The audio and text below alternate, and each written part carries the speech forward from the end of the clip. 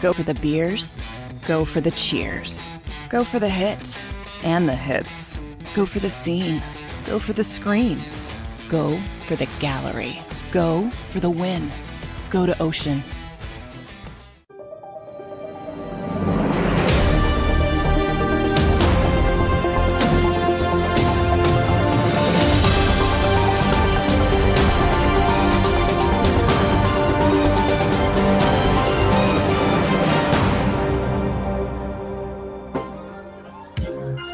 Hump day! Yes, the midway point of the work week. It is Wednesday. We are Sports Take, JAKIB Sports YouTube Network. The Gun, Rob Ellis. What's up, Gunner? What's up, man? All right, how many hours until daylight saving time is officially here? Oh, my God. Yeah, I got you. I didn't even tell you that at the pre-show meeting. I got you now. I'm good. I'm not that good. When is that hit? Midnight Friday? Technically 2 a.m. Sunday morning. Saturday night, Sunday morning. Oh, geez. 2 a.m.? Oh, my God. All right. Thursday, Friday. 3, let's see, 72. Carry the 1. Oh, my God. 12, 84, 86 hours? Somewhere around there. I don't know. I just wanted to make you stretch your brain. That was tough, man. You hit me with that kind of math right away. Jeez, man. I'm taking my shoes off, using my toes and all my fingers. What's up, everybody? We see a Fando Media, Yacht, Jameson, A-Dog, Griffin, Mr. Rudy Poo, Chris D, Sween Bowl. Am I missing anybody? I don't know. So, like I said, if you've already passed, I can't, for some reason, scroll up and down. So I apologize if I missed you, if I missed anybody. So what's up, everybody? Barrett is en route to the Keys. Right? Is that where his expedition is going? Yeah. Marathon, Florida, or something like that, near the Keys, or something crazy like that. Yeah, great area. Yeah, that's awesome. Yeah. That's awesome. Good for him, man. So he's getting a little R&R, little time off. Captain Tony may keep us up to speed with what's going on there. Maybe Derek, we might have somebody on the inside if Barrett's not, getting a lot of fish, that may give us a little information if that's happening. And maybe we'll share that with you if he's not catching a lot of fish, just because that's what we do. We should have done. We should have reached out to Captain Tony and say, hey, man, we need you to take some hidden videos of Barrett on the boat. Yes. And send them to us so we can play them on the air without his knowledge. He might be listening. You don't know. He could be. He could have us at. They could be watching us or listening to us on the boat. We see everybody. What's up, Chris D? We see Fitness Rebel. How you doing? Yeah, don't forget Fitness Rebel, man. I'm still scarred. I never forget out at me, man. Yeah, I may never recover. Yeah, Fitness Rebel does not play, so you make sure you give her just due. That's for sure. All right, so a lot today, Derek. We have Tom McCarthy, who's going to join us at 12:30. We'll get a little Bills, and he's doing NCAA tournament games too. So we'll hit T-Mac up on both. T-Mac was the very first guest of this show. Yes, absolutely. Yes. How about we're coming up on a year anniversary, by the way, in April 18th. It's our 1 year anniversary. I didn't mention this to you in the show meeting, but there's one question I want to ask T-Mac. T-Mac is so smooth at everything he does. Amazing. But just like I put you on the spot with how many hours until daylight saving time, I have the ultimate question for him pertaining to calling NCAA tournament games. Okay. Springing on him and see what answer he gives me. Tom's very versatile. He does 3 different sports. Yes. Is there anybody? I'm just trying to think. Is there anybody who does all 4? Who does baseball, basketball, football, and hockey, man? Hockey too. Oh, wow. That's range, man. If you do all 4. I was going to say, if you had stopped at 3, I was going to say Jim Nance back in the day. He did the NCAA tournament. He was doing the NFL. And he does golf. Oh, I just thought of it. Who? Sean McDonough does all 4 sports. Sean McDonough. Wow. He does baseball. He does basketball, a lot of college basketball. Yep. He does NHL. Yep. And does the NFL. Yep, you're right. Actually, he does. And now he's doing college football, but he did the Monday Night Football. I mean, he does all 4 sports. So that's pretty tough, man. A-Dog said Al Michaels. Al Michaels did do hockey back in the day. Did. He called the USA Russia game. Yes, he did. And he did do some basketball. He's right. A-Dog is right about that. He doesn't. Al's obviously dialed it back. He's an older gentleman now, but he back in his day, he was a guy who could do all 4. Yeah. Yeah, that's tough. It's not easy, man. You gotta. I'll tell you, hockey has got to be like the hardest, simply because the names are like a lot of those Eastern European names, man. Dude, And the let me tell you speed something. of it, like that, you got to be able to just move every second. The hockey names, and now both the college and pro basketball players' names because of all the Oh, European names. whoa. Dude, you have to do. It's one thing to do homework. You have to do pronunciation homework. Yes. In a lot of cases now, because especially when you call in the NCAA tournament, that's fly by night. The opponents change every day. Well, think about it. You getting like Belmont. No disrespect to them. You know what I mean? Like some smaller conference team, you're calling them, and then you might have Syracuse the next night or whatever. I mean, that is tough. That is not easy, man. That is for sure. A lot going on there with that, all those names. That's for sure. But so last night, Gunner, the Sixers win 117-94 over the T-Wolves. Embiid, magnificent again, has had a ridiculous road trip here. They're 4-1 on the road trip, 4-3 overall in a really tough 7-game stretch. Give them credit. Well, and we're going to get heavy into this in a little bit, but I give them a lot of props, man. They did a heck of a job, including the coach. The coach deserves some love too, while we're at it. Yeah, we've chastised Doc Rivers, and rightfully so, for a lot of things. But you know what? Let's give credit where credit is due. Particularly over this 7-game stretch, I think he has been brilliant in terms of how he strategically has used his pieces. And we can't always say that about Doc, but you know what? We beat him up, so let's give Doc some love, man. Doc has been really good in terms of implementing the chess pieces over this stretch. Yes, I give him credit. I do, and I give him Embiid credit. He played on a back-to-back last night and still dominated. Harden didn't play, so all in all, encouraging for sure. This one's interesting. Ed Kratz, who reports for USA Today on the Eagles, Ed, Derek. Yeah. He has a report out that the Eagles and Brandon Graham are working on a 2-year deal that would pay Brandon in the neighborhood of $6 million per year. And when I saw this, my first reaction was, if this really is what the deal ends up being, that's a huge win for the Eagles. You get a guy who was a double-digit sack guy, plus everything else that he brings to the table in terms of leadership and all that, for $6 million. Man, sign me up tomorrow for that deal. I'll take that with a 34-year-old Brandon Graham any day of the week. There's some truth to that in terms of they have been talking, but I'm interested in seeing what 2 other components, Detroit and Cleveland, are offering him as well, because both of those teams are looking for improvements on their defense. And Brandon Graham, even at playing 37% of the snaps, is a significant upgrade, both as a player and as a locker room guy, to both of those organizations, to show younger players the way in terms of how you conduct your business both on and off the field. You can't put a premium on that. But there are teams out there, obviously, with a lot more cap space right now than the Eagles. And Brandon Graham, as much as he wants to stay in Philadelphia, and I do think he will look at whatever offer the Eagles are making him very hard.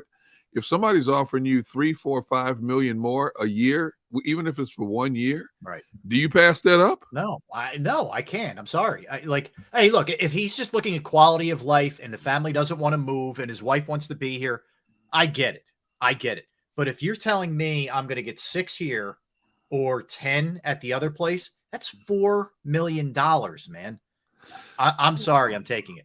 Well, I don't think the wife would buckle going back to Detroit in particular, because both her and Brandon are from Detroit. They knew each other in high school. They grew up there, so going back home to family. And she's all, when I've talked to her, she's always talking about all her family back in Detroit. So that would be a slam dunk. Plus she would have more help with the little ones. They have, little kids. So that's a big plus for them as well. Sure. They have a beautiful big home here in Jersey. They're not going anywhere after his career is over. If he takes off 1 or 2 years, as much as you hate to see him go, he'll be back. I agree.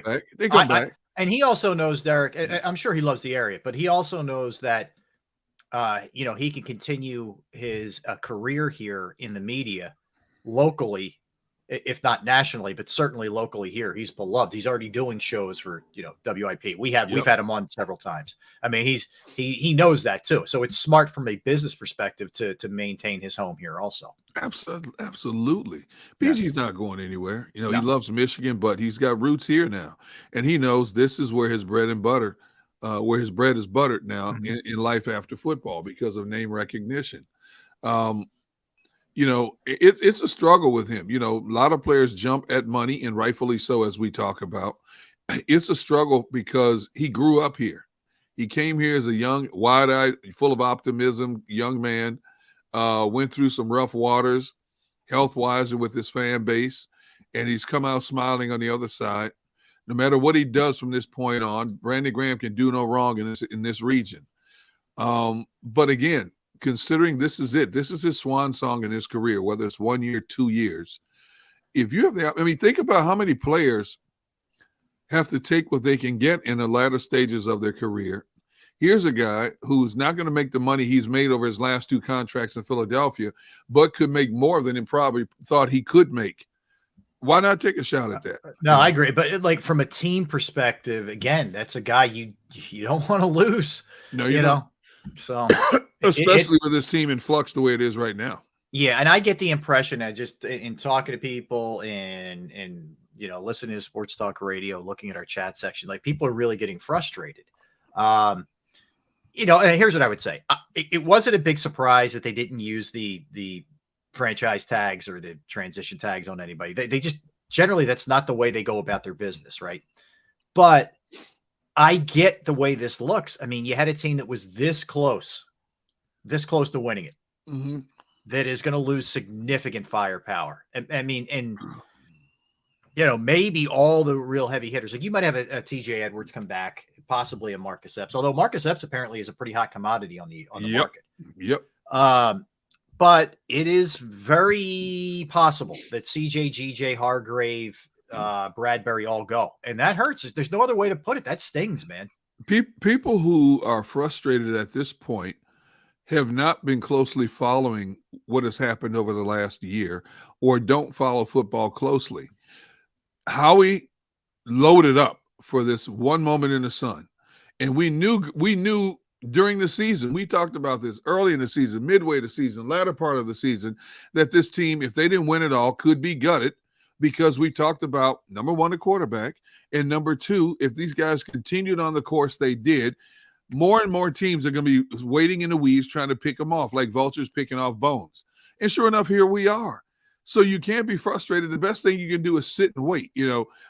People, man, you got to do this, you got to do that. No, you can only do what you can do. Every team's in this situation. I can't emphasize it enough. I'm sure Kansas City fans were saying the same thing. I think if people were being honest in Kansas City, no one thought that team was built to win a Super Bowl this quickly. With that many change in personnel, that many rookies on that roster. Nobody thought that. And lo and behold, as good as everybody thought they would be. Think about it, Rob. Yeah. If you looked at all the prognosticators who lay out, who they think will win the division, which 2 teams will emerge as the Super Bowl teams, not a lot of people thought Kansas City would be the AFC representative. It was Buffalo. It was Cincinnati. It wasn't Kansas City at the apex of that list. And lo and behold, they navigate through a tough schedule, a tough playoff schedule, and win 17 out of 20 games with a revamped team in a lot of ways. Yeah. Now, the key was you have what is a guy who's on course to be a first ballot Hall of Famer. You have the elite among the elite tight ends in the game. You built a pretty decent offensive line, and you had a trio of running backs back there running the show for you. Well, we've talked about this. Eagles have a solid quarterback, one of the best offensive line, no matter what happens. Even if they lose Kelsey and Seumalo, they still have one of the top offensive lines in the game, 2 premier wide receivers. You have a young up-and-coming Kenny Gainwell, who might be your lead back this season. And you're going to add a couple more pieces to running back. The Eagles are like Kansas City. There's no one definitive back like a Tennessee. You have running backs by committee. The Eagles are in just as good a shape as Kansas City is. You have one of the top 3 tight ends in the game at your disposal as well. Yeah. They're very similar. The difference is when you look at the holdover pieces for the Eagles on defense, I think in a lot of ways they're better off than Kansas City right now. Even if you delete all those prominent players, I think the Eagles you still got some decent edge rushers there. You got a trio of young defensive tackles right there. You still got Darius Slay on the roster. Okay. Yeah, you still have Sweat. You still have Reddick. Yeah, I think, Derek, what it comes down to is if you believe in the quarterback and you believe in the coach, yes, you could figure it out. The other You'll figure it component out. to this thing is, can you get the undervalued quality player on the market? The Malcolm Jenkins, the Bradbury, like a Kaiser White, whose team maybe can't afford him. Mhm. He's willing to take a 1-year deal. There's no reason you can't continue this sort of 1-year deal thing that the Eagles did a lot of last year. Now, you got to have the core foundation, but there's no reason you can't do that. And on top of it, you have a really the makings of a prolific offense with a lot of players who are just getting better. Jalen's just getting better. Yes. Devontae Smith's just getting better. I think Goddard's getting better. I think Landon Dickerson's getting better. Yes. You're going to plug in Jurgens, who's going to who's going to be good. Like see, Mr. Rudy Poo says we don't have a Hall of Fame quarterback. No, you don't. But you have the MVP runner-up. You have the runner-up or a guy who missed 2 games. Just finished his 3rd year. No, is he in the Hall of Fame? No. But does he have the makings of what could potentially be a great player? Yes. Yeah. Absolutely. He doesn't turn the ball over much. He had 1 big gaffe in the Super Bowl. Okay. Right. He doesn't turn the ball over much. He takes care of the football. He's a dual threat, one of the strongest, if not the strongest, quarterbacks in the National Football League. You're in a good place right now. People that are out here panicking. Let's come to the realization. We saw that cryptic video that CJ just put out yesterday. Yeah, let's tell people. So he put it out on Instagram. All love Philly, basically. And it was sort of a video tribute to his time with the Eagles this past year. Yeah, and he closes it out by saying, "Thank you, Philly." Now, we know a lot of players do that for theatrics, but we also know that 9 times out of 10, when a player puts something like that out, that means they're gone. Right. Now, we need to come to the realization. CJ could be gone. Bradbury will be gone. Kazir could be gone. TJ Edwards could be gone. Marcus Epps could be gone. I mean, that's the nature of the beast. When you have this kind of success, you're going to lose quality players, period. Yeah. It's going to happen. And there's no 2 ways about it. When you have to pay a quarterback like they're going to have to pay, man, you're seeing what Daniel Jones is getting. I hate to keep harping on this, but if that guy's getting what he got, it starts at 50 for Jalen at least. For Jalen, exactly. So when you pay a quarterback in the way in which the Eagles are going to have to pay him, there have to be sacrifices made. As much as Howie is a cap wizard, there are sacrifices that have to be made. It's as simple as that. It just is. You can't get around it. You can't get. It doesn't. You don't have to like it. I get it. I don't like it either. I wish you could keep everybody. I wish you could finagle this thing, and you could. But I'm just. I guess I'm more than anything else. I'm trying to brace people for what this is going to be. You know, it's last year was a luxury. This is not. It's not the way it's going to look in 2023.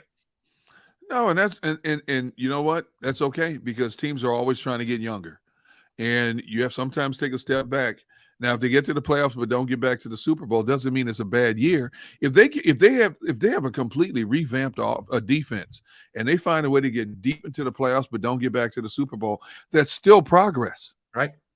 It's still progress. Yeah, it is. And people need to come to that realization. I think the way that people view it, and I get it from a fan perspective, the only form of progress is winning it because you got so close last year. Sure. That's the way they look at it. Now, you're just going to the other thing is you may just have to go about it differently. It may not be a year where your defense is I know everybody hates Jonathan Gannon, but where they were very good, which they were. You may have an okay defense to mediocre defense where your offense just has to go crazy. It's not the easiest way to do it every single week, but we've seen it. Teams can do it. Yes. And that might be what it is. Hopefully you have a defense that's opportunistic, that Sean Desai comes in here and puts his own signature on this thing, and they're able to make enough plays. But you're not going to have the same sack total. I can promise you that. It's unlikely you'll have a safety that has 6 picks that Gardner Johnson had. That's probably not happening. So just understand it's going to look a little bit different. When Cincinnati went to the Super Bowl 2 years ago, they didn't have a dominant defense. They had a defense that played better. They gelled better later in the season. That offense got them to the Super Bowl. Kansas City didn't have a dominant. That offense got them to the Super Bowl. The Eagles right now have an offense, especially stacked up against the NFC as we see it right now, that could get them back to a Super Bowl. That's all is to have a chance. That's it. You know, you look at the teams like the Rams.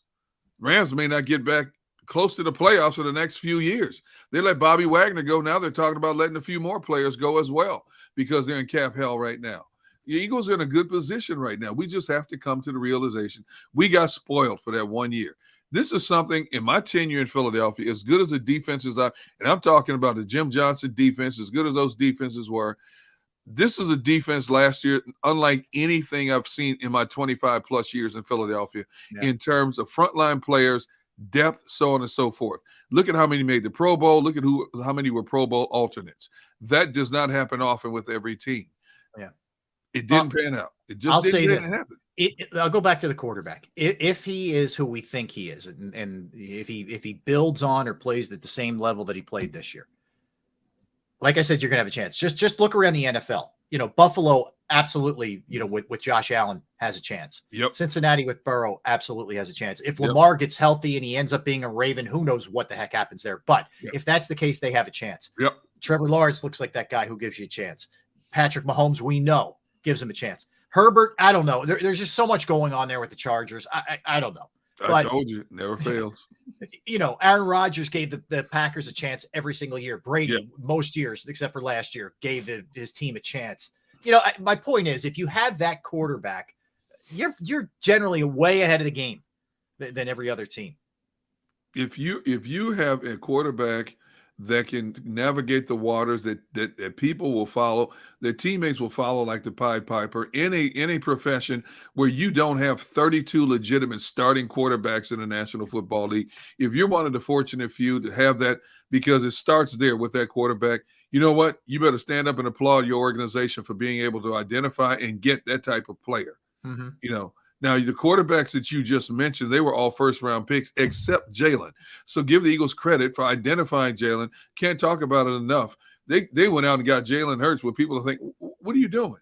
Yeah. You just gave Carson Wentz all the money. Why'd you go draft another quarterback in the second round? Yeah. Lo and behold, look at where we are now. In his second year as a starter, this dude emerged as the runner-up in your MVP voting and took the team to a Super Bowl, even after missing 2 games with his style of play. Yeah, agreed. So stand up and give credit where credit is due. Some of this is also understanding you got 2 new coordinators in place, so there might be a little bit of growing pains. Both guys, like Brian Johnson comes into, I think, a little bit easier situation in that he's already been here and there's a lot of players in place. It might take the side a little bit. It might, and he's gonna have to readjust. It doesn't matter, Derek, whoever it would be as the coordinator, because you're losing so many people, it's going to take a minute to figure out roles. Remember last year, you pointed this out, I think, last week. Early in the season, Hassan Reddick was dropping into coverage. Yes. It wasn't for him, but they figured out that wasn't for him. Yeah, I agree with you. Why were you doing that? But anyway, they figured it out, and that stopped. So you're going to go through some things next year in best usage for Jordan Davis, for example, or somebody else. Just going to take some time. And as the season progresses, there's going to be more and more added to decides defense. So players are going to have to use to where they're supposed to be in certain down situations. What audibles do you call when you look at certain formations across you? That's not going to be meticulous right out of the gate. That's why I said it's going to take 3, 4, 5 games for them to fully understand their roles and for him to understand who do I want on the field in certain situations, especially if you got a whole nucleus of new players coming in. Yeah. It's not going to happen overnight. You think at the turnover you're going to have on that side of the ball? I mean, you're losing some folks, so it's going to take a little bit to get it figured out. So yeah, no, for sure. Look, there's a lot to dive into there and kind of digest with what they are, what they're going to potentially be doing, and we'll do that. We're going to get a little bit further into this thing and what it's going to look like. But there was a lot of movement yesterday, which may lead you. To kind of put some of the pieces of the puzzle together. I mean, Lamar Jackson got the non-exclusive franchise. Daniel Jones got 4 years of $160, $82 million in signing. Just let me ask you, just regarding the quarterbacks in general. Did anything that happened, and a lot of this happened as soon as we got off the air yesterday, which is, thank you, NFL. You'd have done it 2 hours earlier. How dare you? No. In looking at either one of those, either Daniel Jones or Lamar, does any of that impact Jalen, do you think, or are they kind of there's not like that next step to be taken as far as that goes? I don't think Lamar's deal has anything to do with Jalen. especially considering that he's on that franchise tag now. I think all discussions pertaining to Jalen start with Deshaun Watson and Kyler Murray, period. That's where it starts.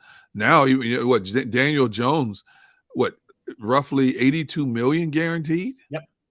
Hey, if he's getting 82, what am I worth to you? If he's getting 82 million guaranteed, what am I worth to you? Look what I did to Daniel Jones. Here's the other interesting part too. Really interesting. And this goes back to Deshaun Watson.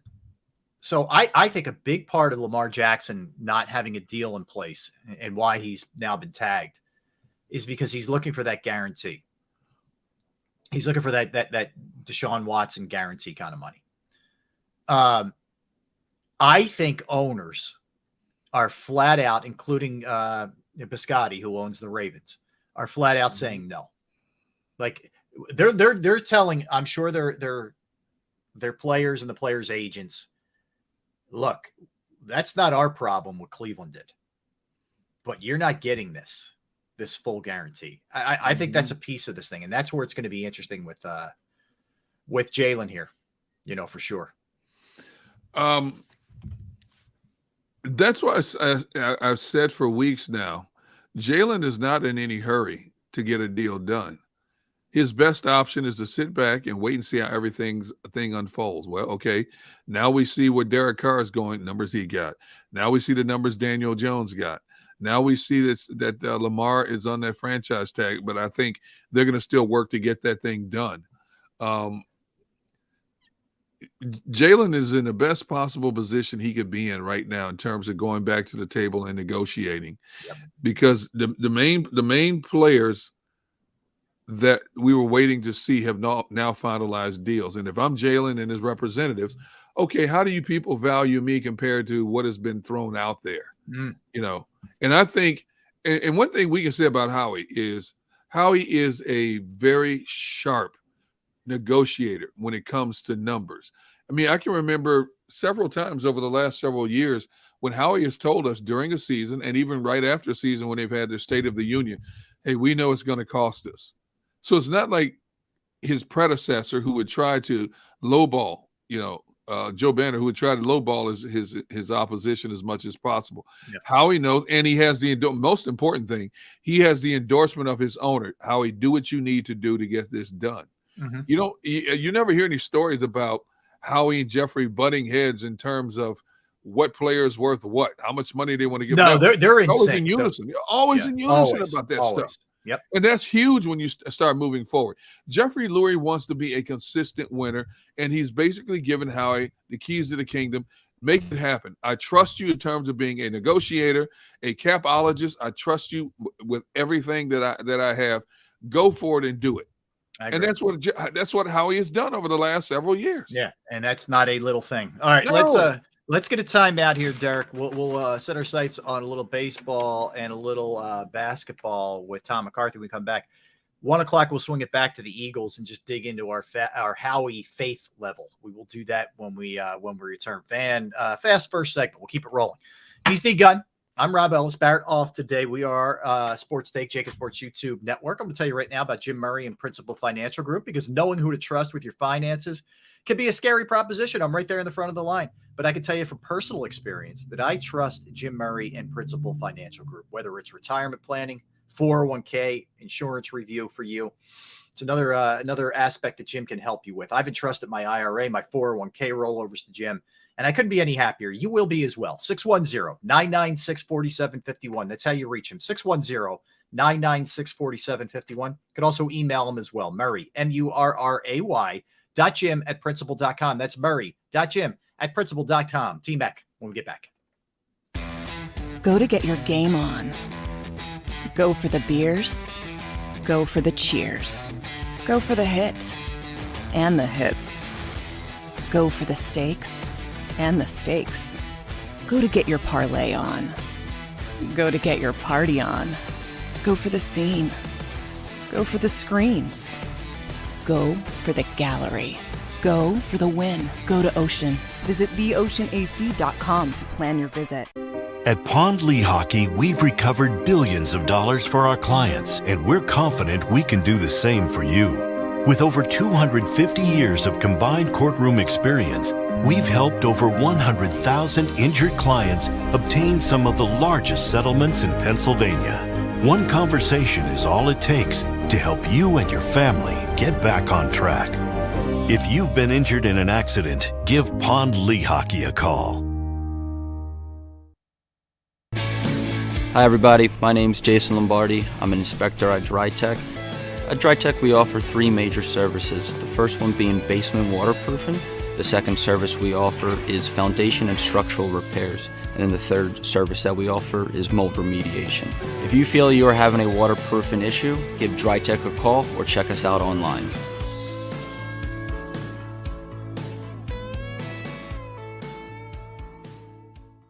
Jeff D'Ambrosio doesn't need a special event to appreciate his customers. Jeff shows his appreciation to them every day of the year. Jeff makes sure to stock more new inventory than anyone and guarantees prices and payments that nobody can beat. There are so many reasons that thousands of customers know Jeff is the easy, friendly place to do business. More for their trades, no judgment zone for credit issues, the best, most reliable service department in the country. That's why I like Jeff, and I know you will too. Jeff will satisfy you every day. Jeff D'Ambrosio, Destination Downingtown, Owner Appreciation Event. We all know that taxes are just part of life. It's true during our working years, but also in retirement. But what you might not know is up to 85% of your Social Security benefits might be taxed. Our team at Thrive Financial has helped retire thousands of people across the Delaware Valley by asking questions they never knew they needed to ask, including how their Social Security benefits might be taxed. It's time to be proactive on taxes. Get your Thrive Retirement Tax Playbook today. Plan your day with confidence. Keep the umbrellas on hand. With Action News and AccuWeather. Numerous tornadoes. Your go-to team when severe weather strikes. The water is still rising. Keeping you prepared wherever you watch. Action News and AccuWeather, the team you trust.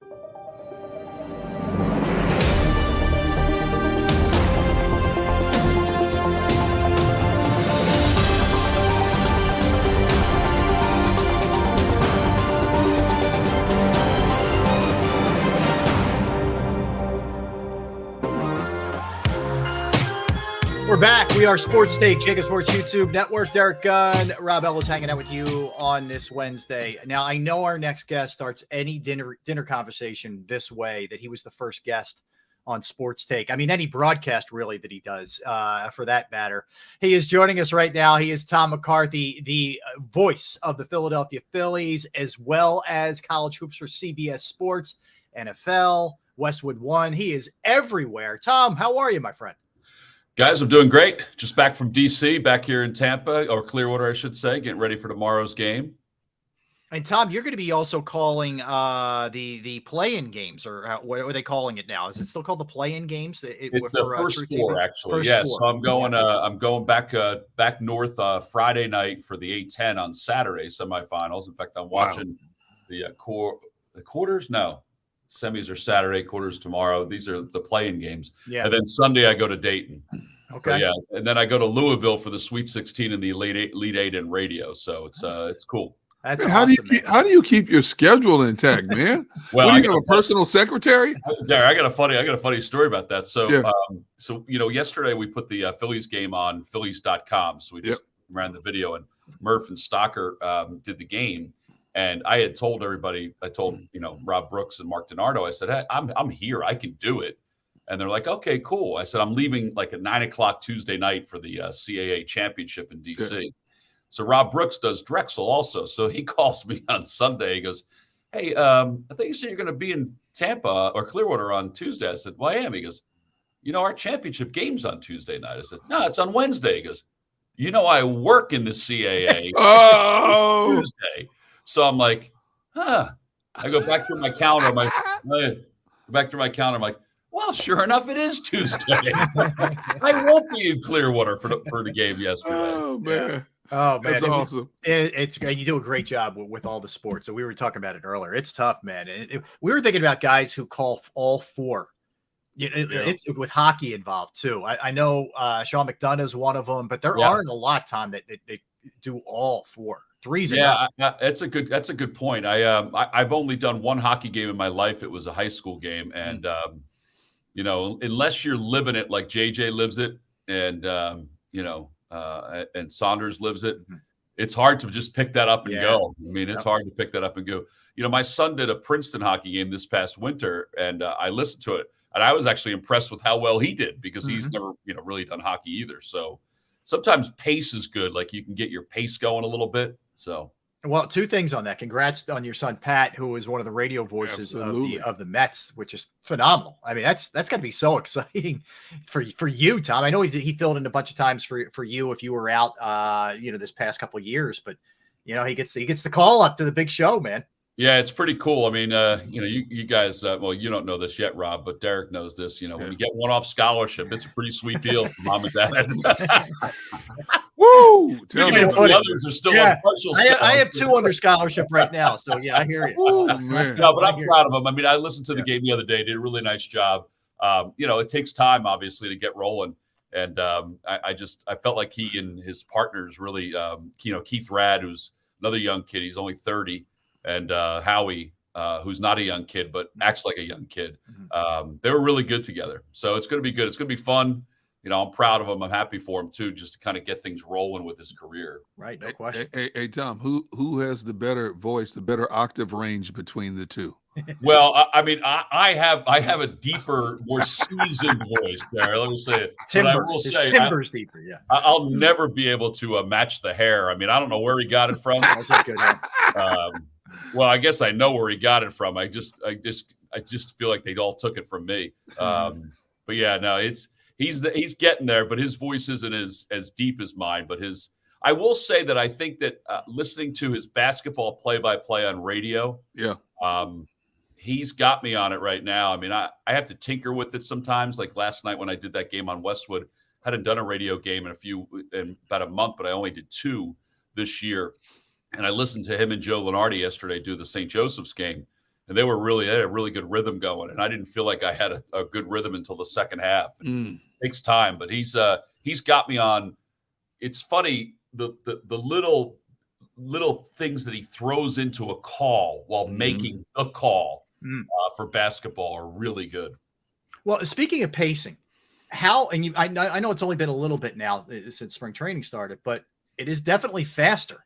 And I've noticed, and this is not a knock on anybody because we're all sort of feeling our way through. Like I remember the first game, I'm like, I'm going to get up and grab a sandwich, and I'm like, I just missed 3 things. Yeah. How hard is it for you, Tom, to adjust? I mean, you obviously do other sports that are faster paced, but with the baseball pace now, you're moving, man, in between pitches. Yeah, it takes time. I mean, I haven't felt like we've been rushing stories, but I've felt like we've rushed replays and drop-ins. So that's the part of it I think that we'll all have to adjust to as we go forward. It's definitely different. I thought yesterday's game was more like the normal pace game. It was, right around 3 hours. But most of the games that we've done have been on average of 2 hours and 30 minutes, which is absolutely crazy that it speeds through. There was one game where I was like, man, this thing's dragging. Like the 8th inning, I'm looking, and Ben looked at me and goes, it's only 2 hours and 15 minutes long.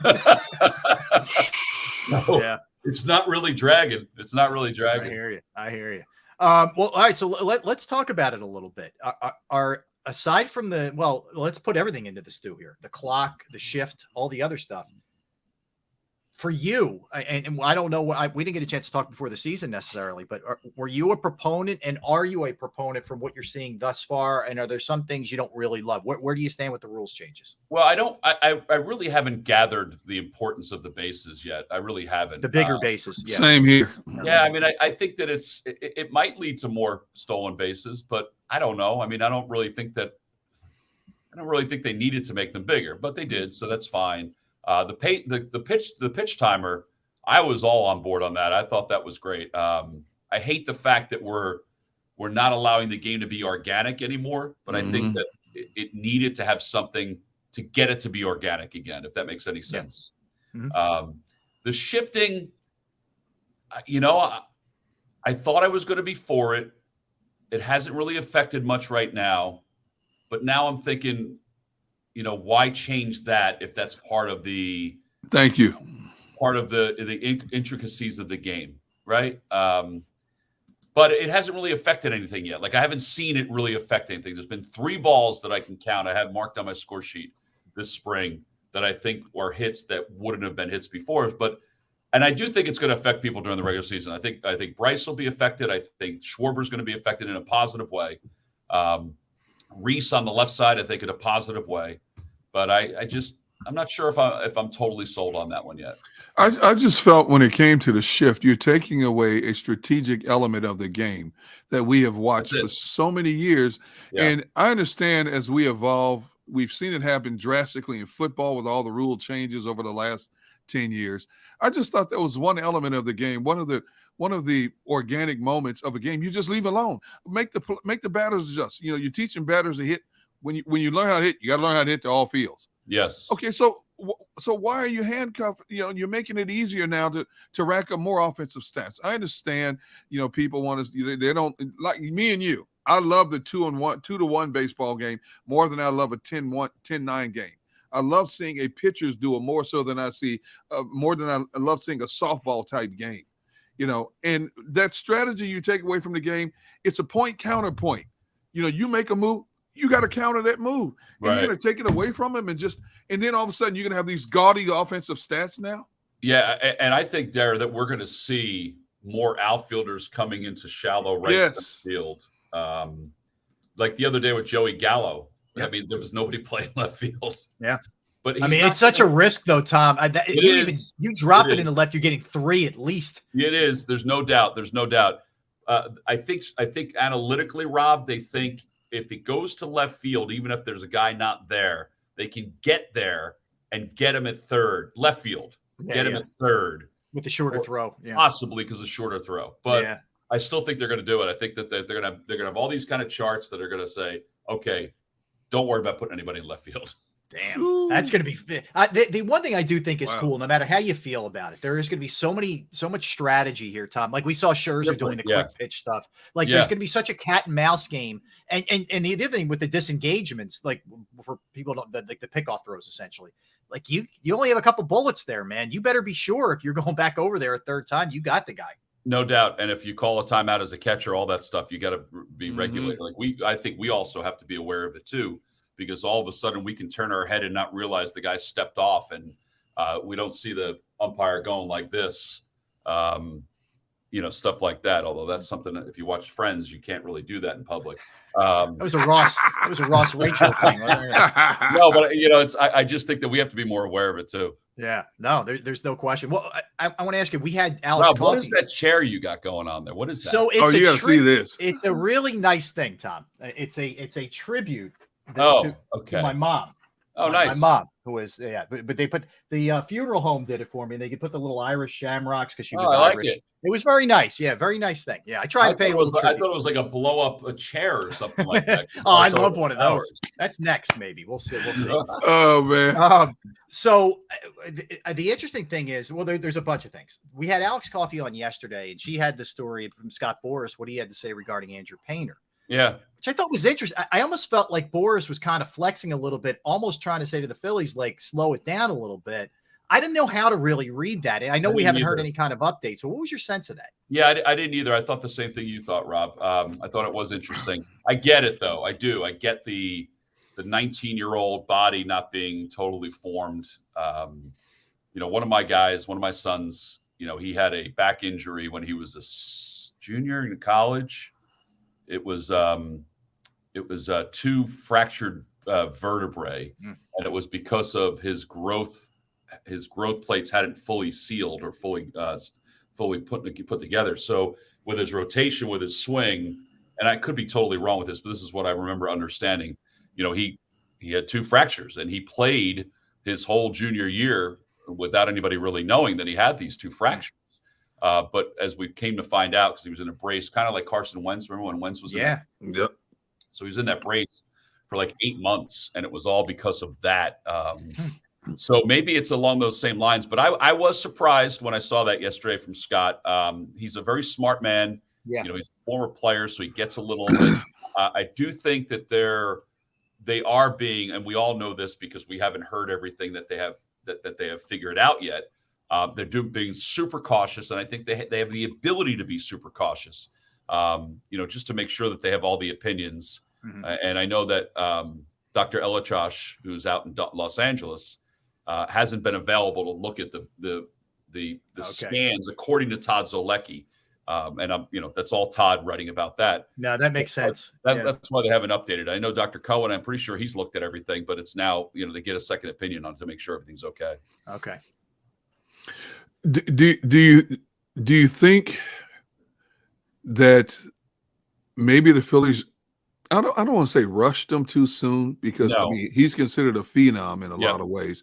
My concern was when we started hearing the rumors about this arm elbow thing, is I'm thinking of Strauss with Washington when he went through that, and he was a little bit older when he went through it, but still, when you have these young flamethrowers, I wonder sometimes if managers and pitching coaches don't pull back the reins on these young flamethrowers enough. I mean, we don't know.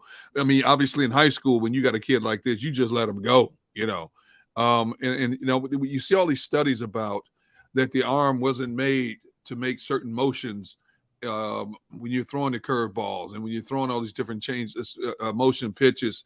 And I think part of the study was coaches don't rein in young, hard throwers enough to protect them from themselves. Yeah, I do think there's some truth to that, Derek, particularly for guys that go to college, because I do think college coaches are better about it now. I don't think that they were great, years ago. I think that they really stretch the limits of a guy.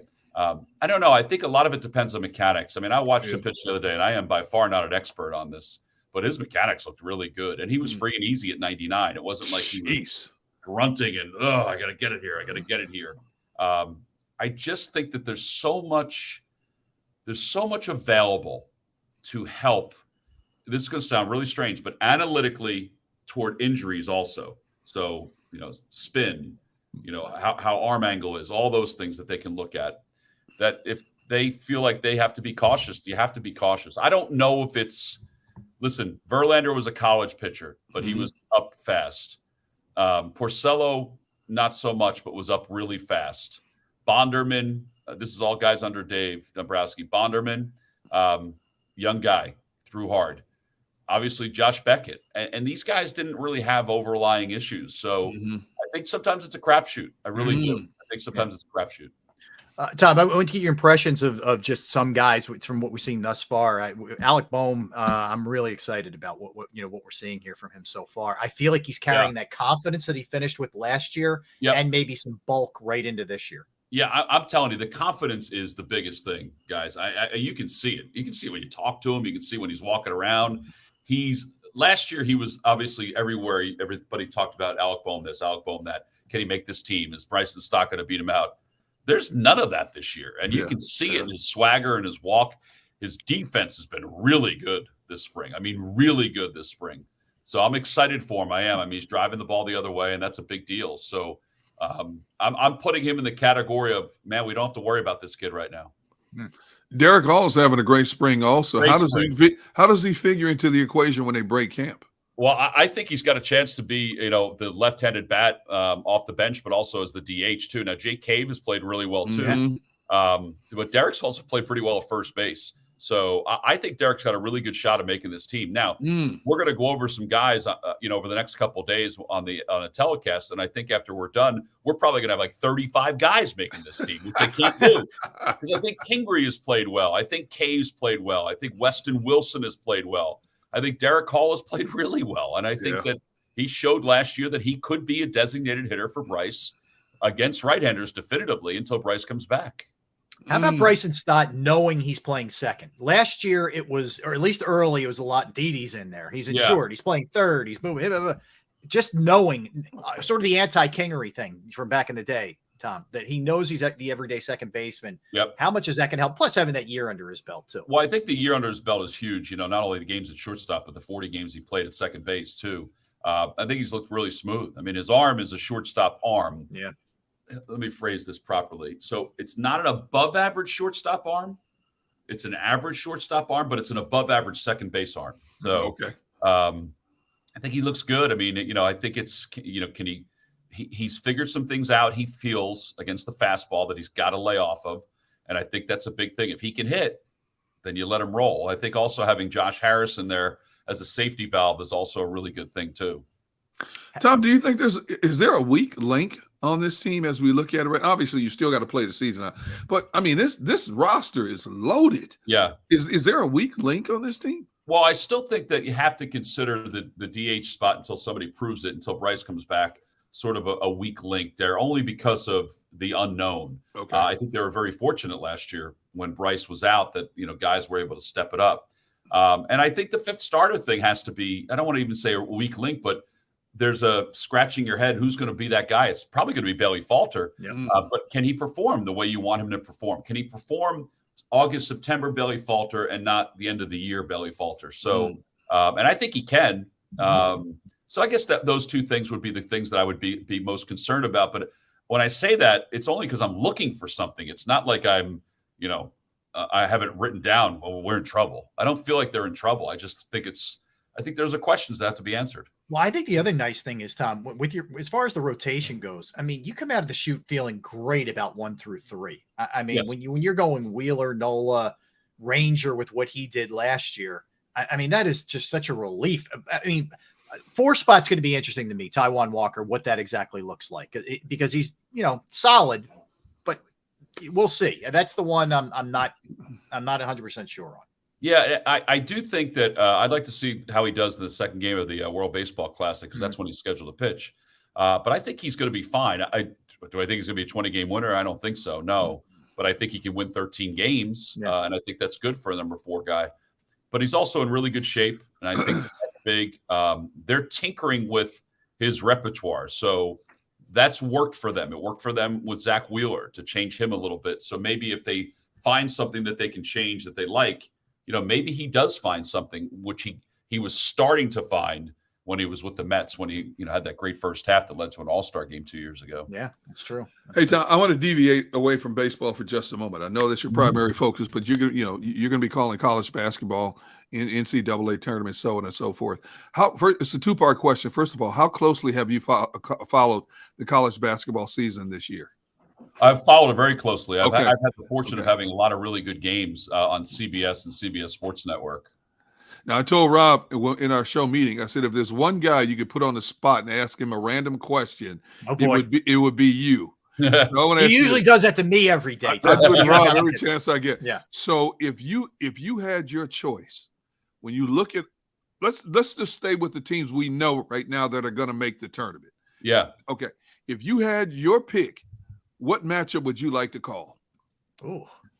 I would like to call Kansas and UCLA. I just think that's a Kansas I know just got beat the other day, but I still think they're really good, and I think they got a chance to defend this. And I think UCLA, I mean, this could be the East Coast bias in us because we're older and we fall asleep early. But you watch them; they're really good. Like they're really good. So I would like to see Kansas and UCLA. I really think that's a great matchup.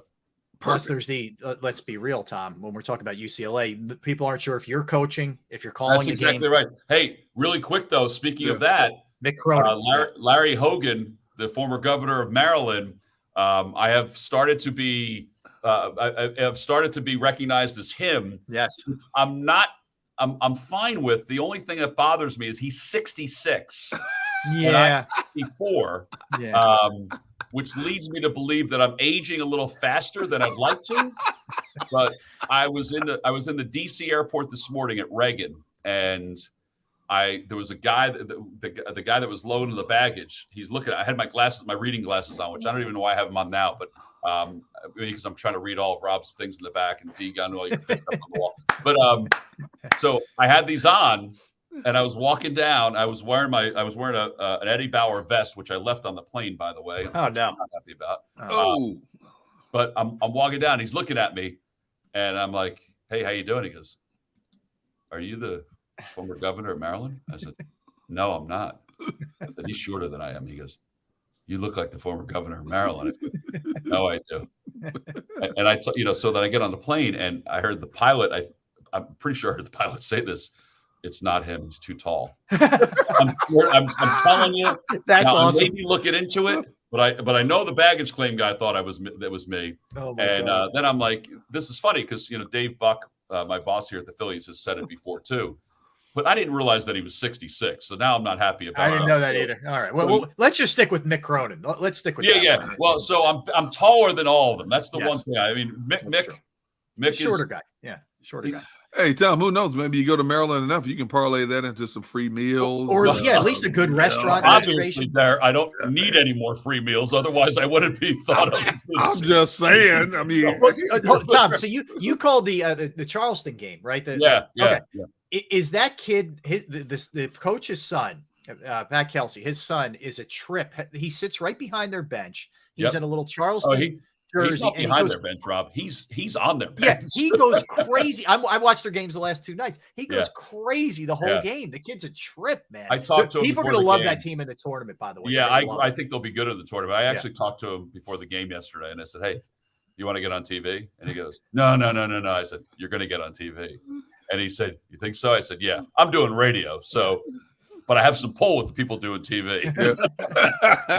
That's awesome, man. I wanted to hit you with this time as we get out the door, and we appreciate your time. There's a chance. Now, they could all win out, or somebody could win out and get in.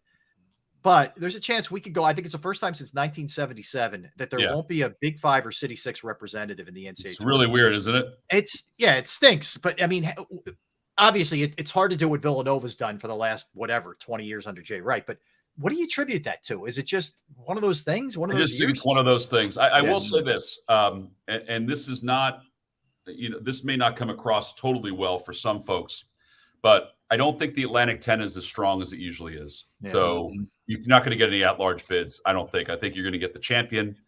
Even if VCU loses in the championship game, I don't know if they're going to make the tournament.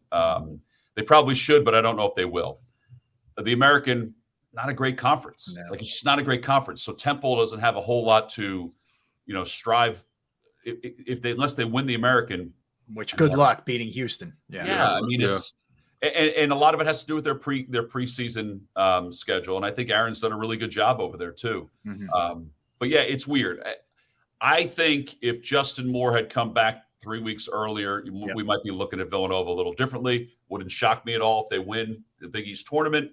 But the Big East is loaded. Yep. And it's going to be hard for them to do that. But it is weird. That's my biggest thing. Hey, listen, Penn still has a chance too. They do. That is true. They probably have the best chance, I would say. I mean, they lost to Princeton the other day. Princeton, won the regular season title, which in normal years we've been saying, well, it's over. Princeton's going to the NCAAs. But now that they have the top 4 teams going to the Ivy League tournament, anything can happen. You got a shot. All right. So tomorrow, NBC Sports Philadelphia Plus. Is that correct, Tom? Yeah, the Orioles. You guys take on the Orioles at home. Okay. Yep. And then you kick into full gear, man, with March Madness. So we have tomorrow and Friday on TV here. Mm-hmm. I fly out Friday night, have the doubleheader on Saturday, go home and see Meg and the kids for about 6 hours before I get on a plane to Dayton. So jeez. You are a machine. Well, are you sure? Are you sure you have your dates correct this time? I'm good about. I was just thinking about this. So how about this also? So yesterday I'm in DC, and we're having our seminar for basketball, and I just went through my itinerary for my flights to make sure everything was all set. And I'm looking. I'm like, okay, there's nothing there March 10th. Why is there nothing there March 10th? And I'm going through. I went. Usually I fly American because it's in Philly, obviously. But there's one flight where I'm taking Delta from Cincinnati back from the first 4. I'm like, all right, there's no flight to Philadelphia on March 10th. What am I going to do here? Like, it's got to be there somewhere. I went through all my emails. Well, apparently it wasn't booked because there was a miscommunication because I wasn't coming back here. Right. I was going to Dayton. Oh. So, I guess I was supposed to send it to the person that booked me for Dayton. So. Fortunately, you caught it. Pull it off. I'm on Delta tomorrow. I'm not on America, but it's all fine. Right. We'll look for you. All right, Tom. Listen, man. Considering everything you have going on, we appreciate you squeezing us in. Yeah, man. Really thank you, bro. Always great talking to you. Thank you. You too, guys. Be good. Take care. Take care. That is Tom McCarthy, of course, television voice of the Phillies and radio voice of college hoops, TV voice of college hoops, TV voice and radio voice both of NFL action as well. Always fun chatting it up with Tom. That's for sure, man. What a schedule he keeps. Whoa. Jeez. Whoa. I couldn't do that. There's no way. I'd screw it up big time. There's no. Yeah, I'd be on a flight to Alaska being like, what happened? Yeah, how did this happen? All right. When we come back, we'll dip our foot back into the Eagles pool, Gunner. We will dig in on faith level for Howie, bracing ourselves for what this could look like, free agents, the whole nine. When we come back, don't go anywhere. He's Derek Gunn. I'm Rob Ellis. We are Sports Take, JAKIB Sports YouTube Network. Let's talk about Pro Action Restoration. Yes, Pro Action Restoration. Look, they're the people that you reach out to. If you have a home, you have a business, you have a property you may own, then you go through water, fire, smoke, mold damage. You're not really sure who to turn to. You don't really know how to clean it up. You don't know what to do. You could have a much bigger problem on your hands if you don't get it fixed quickly, right? But here's the beauty. They're on call 24 hours, 7 days a week to assist you. And I can tell you that I called them on a Saturday. They got right out and they helped me. Okay. And they cleaned things up. The crew was professional. The price was right. And they've been around doing this for a very, very long time. Pro Action Restoration is licensed, bonded, fully insured. They've been serving that tri-state area, as I mentioned, for more than 2 decades. They will work in conjunction with your insurance company also. So again, it could be water, it could be fire, it could be smoke, it could be mold remediation. You name it, they can handle it. Give them a call, 610-623-3760, 610-623-3760, or online at proactionrestoration.com. That's proactionrestoration.com. Go to get your game on. Go for the beers. Go for the cheers. Go for the hit and the hits. Go for the stakes and the stakes. Go to get your parlay on.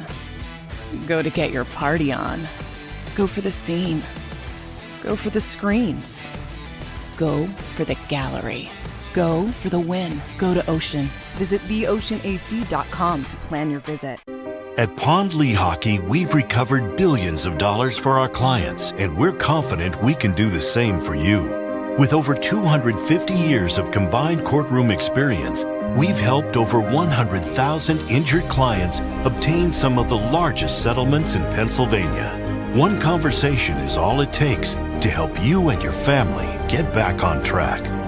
If you've been injured in an accident, give Pond Lehocky a call. Hi everybody, my name's Jason Lombardi. I'm an inspector at DryTech. At DryTech we offer 3 major services, the first one being basement waterproofing, the second service we offer is foundation and structural repairs, and then the third service that we offer is mold remediation. If you feel you are having a waterproofing issue, give DryTech a call or check us out online.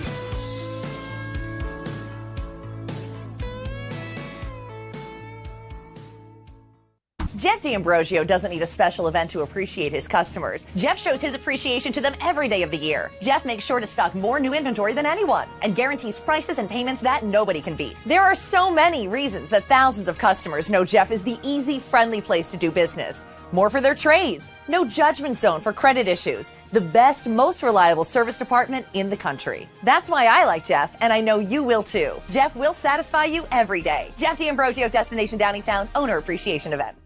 We all know that taxes are just part of life. It's true during our working years, but also in retirement.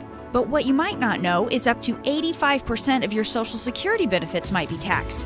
Our team at Thrive Financial has helped retire thousands of people across the Delaware Valley by asking questions they never knew they needed to ask, including how their Social Security benefits might be taxed. It's time to be proactive on taxes. Get your Thrive Retirement Tax Playbook today.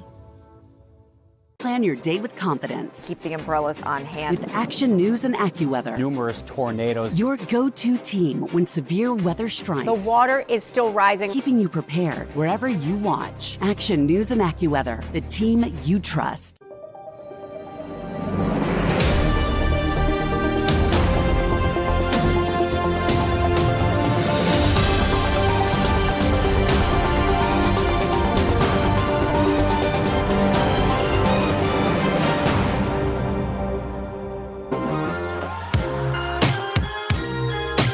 What's up, everybody? Thanks for hanging out with us on this Wednesday. Barrett off today. That's Derek. I am Rob. We're Sports Take, JAKIB Sports YouTube Network. Just wrap things up with Tom McCarthy. You can check that out, JAKIBsports.com. If you missed any of it, JAKIB Sports YouTube channel in its entirety. Back to the Eagles we go here, Derek. Look, I'll ask you, do you think they should have tagged anybody?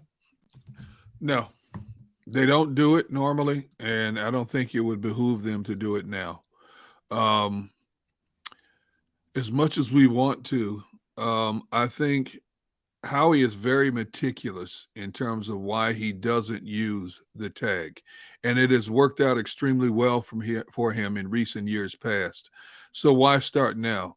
I think if they had used the tag this time, it would have been a move of desperation, which could upset the apple cart in terms of what they want to do and probably will need to do overall in terms of restructuring that defense in particular.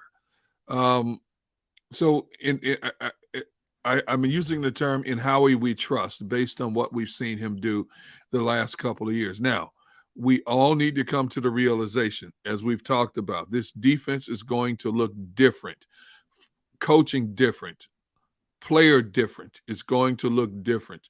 That one season wonder is not coming back through that door anymore.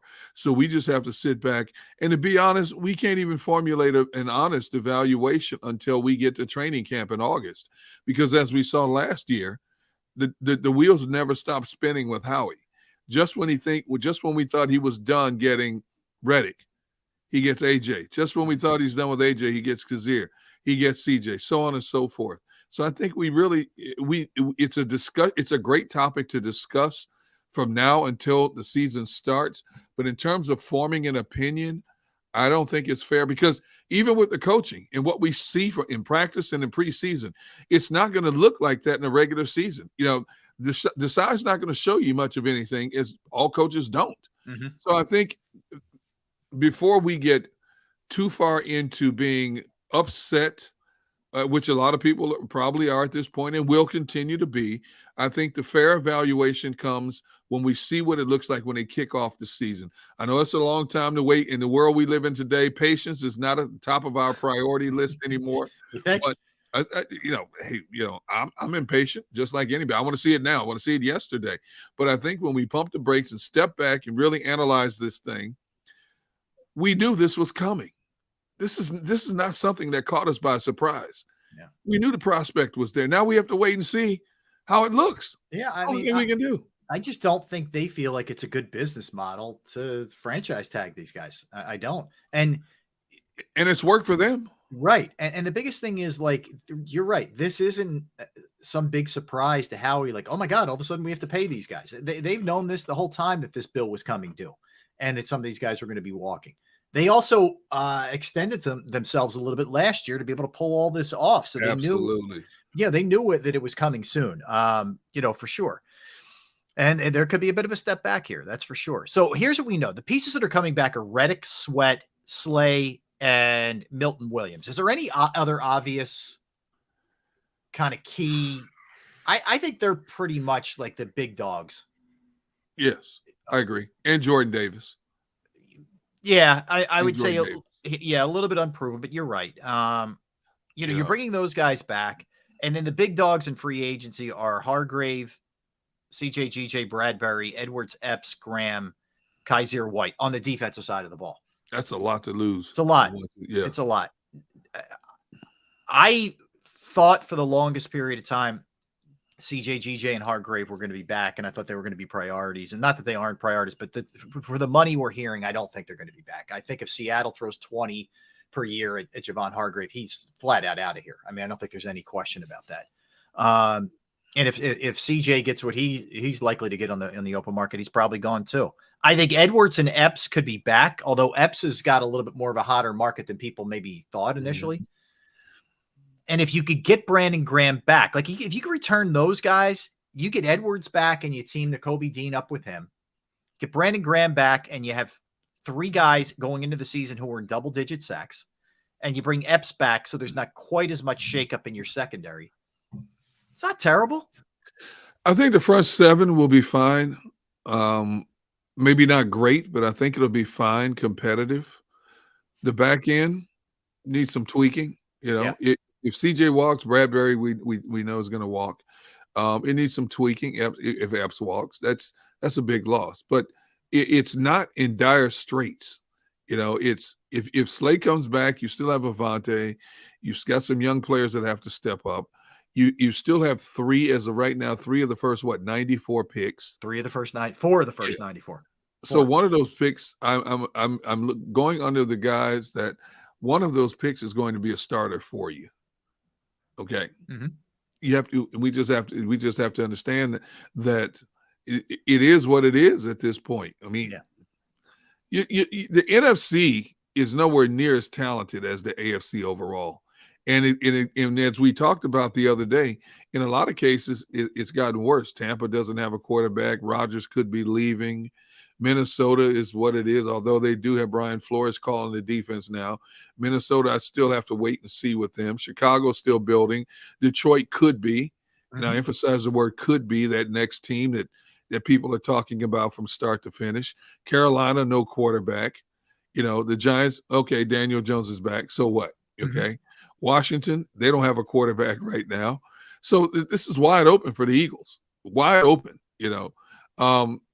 and I do believe that they will win their division, which will put them in the playoffs. Now, what happens beyond that is wait and see. But this team, if this Eagles team was in the AFC, I'd have a little bit more apprehension about how good they could be when you stack up what's in the AFC compared to the NFC. But to navigate the waters of the NFC, this team is fine. Yeah, no question. And think about what's coming back offensively. You got what you may lose: Kelsey, Sayamalu, Sanders. They're the three you may lose. Now, Kelsey you're not going to lose him to another team. It's just a matter of whether he's going to retire or not. There's nothing you can do about that. If he wants to come back, he'll be an Eagle. They'll figure out whatever they're going to pay him. He made 14 last year. So he's got a what they call a dummy season in his contract. Basically, it's done for cap purposes, but his contract will void Kelsey's in the offseason. So he's essentially a free agent, even though people don't bring him up as a free agent. Okay. Right. Frankly, I think Sayamalo is really good, but he's going to make way too much on the open market, and you have a guy that you can plug in if Kelsey's back with Cam Jurgens. Miles Sanders is probably going to walk. I just think it's inevitable. If he does, you can find a running back. You can find a guy that gives you close to that kind of productivity. That's not impossible. And you already have a couple of good guys here. Not only that, but you can find one in the draft. Yep. Look how many middle round picks in the NFL excel in their first year. Mm-hmm. You can find another young player, hungry player in the middle round of the draft. He may not give you what Miles gave you last year, but he can be serviceable in this type of offense where it's a running back by committee.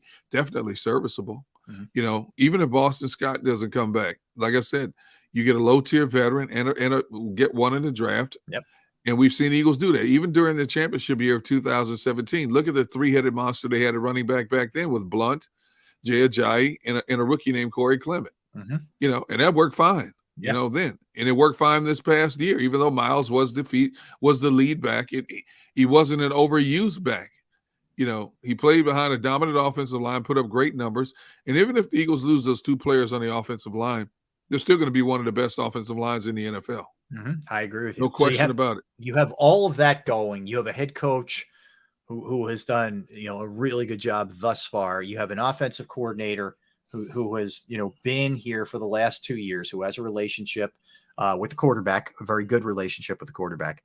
And not to mention you have two stud receivers, a stud tight end, and some other great pieces along that offensive line. I mean, Lane Johnson had a season for the ages last year. I mean, just an incredible season. Landon Dickerson, has established himself already as a Pro Bowler. Mm-hmm. So there's a lot to be encouraged about. Now, it doesn't mean they're going to be as good necessarily.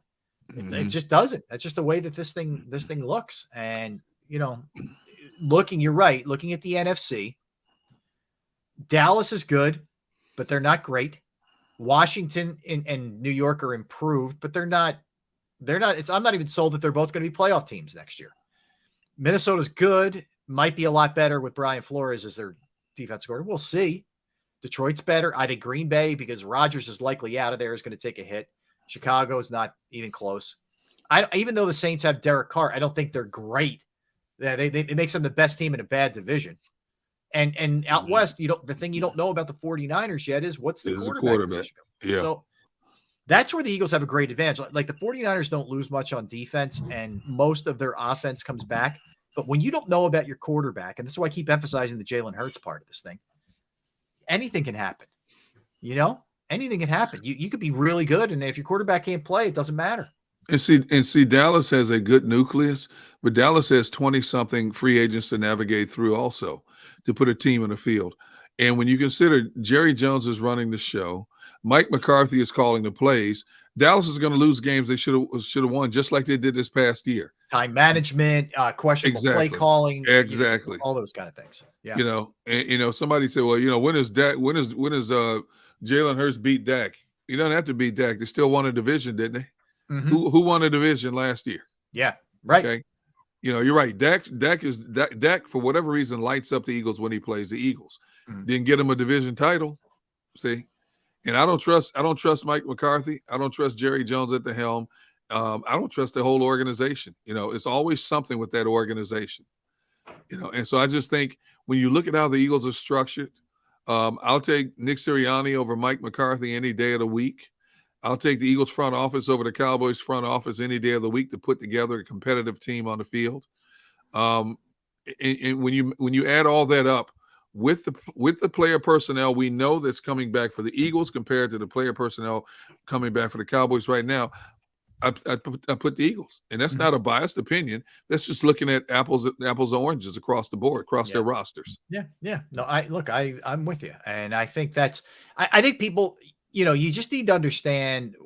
I'm not speaking for you. I'll just speak for me, like where I'm coming from. I don't love that they're losing all these people, but you're still a good enough team that you're going to be able to be in the mix for this thing. And especially if your offense really thrives. Absolutely.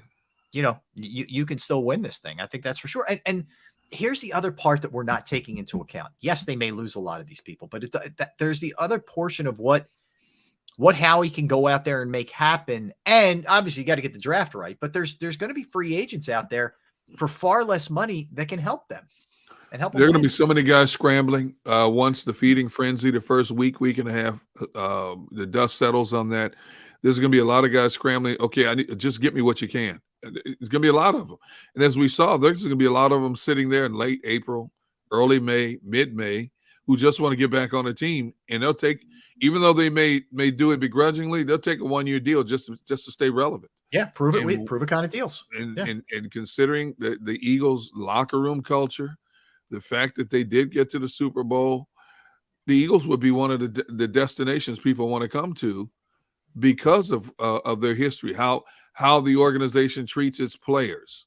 Look at what they already have in house, so on and so forth. If I'm picking between going to Philadelphia or Atlanta or Carolina, where am I going? I'm going to Philadelphia. Yeah, plain and simple. Yeah, and look, if there's ever a Howie's hot right now, and you're not going to hit on everything, but for the most part, between trades and free agents and the guys that he drafted, because I think even the players that we didn't see last year are going to be able to play. If there's ever a circumstance where you feel good about this, it's right now. He's I think seeing things very well. Use a terminology from a player standpoint, but I think Howie's right now is in a good groove. So I feel like he's going to get the draft right. Not going to hit every one of them, but he's going to get the draft right, and he will make enough of those kind of, we talked about it earlier, the Malcolm Jenkins kind of moves when T.J. Ward and Jarius Byrd are out there, and you grab the right guy. People were screaming they wanted Ward and Byrd when they were out, and Malcolm Jenkins. We could have this one. Well, lo and behold, obviously they knew a lot more than we did, because Malcolm turned out to be a cornerstone for that defense for a number of years, and was a significant reason why they won that Super Bowl in 2017. And so, like I said, in Howie I trust until he proves me wrong. I mean, I've been up and down on Howie for years, and Howie admitted, he needed to do some growing. Yeah. He needed to learn to listen to people a lot better on the outside who were trying to feed him information. He had to learn that sometimes he's not the smartest guy in the room. There are other people that have significant contributions that could help make this team better. And he showed that over the last couple of years. He started listening to people more. And lo and behold, look at how this team has ascended over the last couple of years, from 9-8, to 14-3 to a Super Bowl appearance. Yeah. Now, They did it with a less than stellar team in 2021. They built an incredible roster in 22. Now we have to wait and see what kind of roster they can build for 23. Well, I see things like, Yacht says Howie let the Stars just walk out. He gambled and lost. I'm not really sure where the he gambled and lost part. What do you mean he gambled and lost? There was no gamble signing the players that he signed, and in fact took them to within 3 points of winning a Super Bowl. So there's no gamble there. They all turned out to be studs. Do you not think, Yacht, that Howie knew that he was going to have a hard time re-signing all these guys, especially if the quarterback played the way that he played? Like, this is just all of a sudden a surprise to him. This is what people don't get. This is what people just don't understand. He absolutely knew that this was going to be the case. Yeah. There's a lot of comments that I don't even look at or give credit to because you're not thinking about the bigger picture here. You're really not thinking, you're just throwing stuff out there. Yeah. That's fine. Do what you do. But I'm not going to sit there and acknowledge it because, it's a conversation you can't win because people are not going to look at the realistic side of what teams do year in and year out. Yeah. Look at how many teams try to load up and can't do it and can't go anywhere and continue to be middle of the road teams. You look at it. Do you want your team to be like the Rams team? Okay, yeah, they won their Super Bowl. Now they're in purgatory for how many years to come? Right.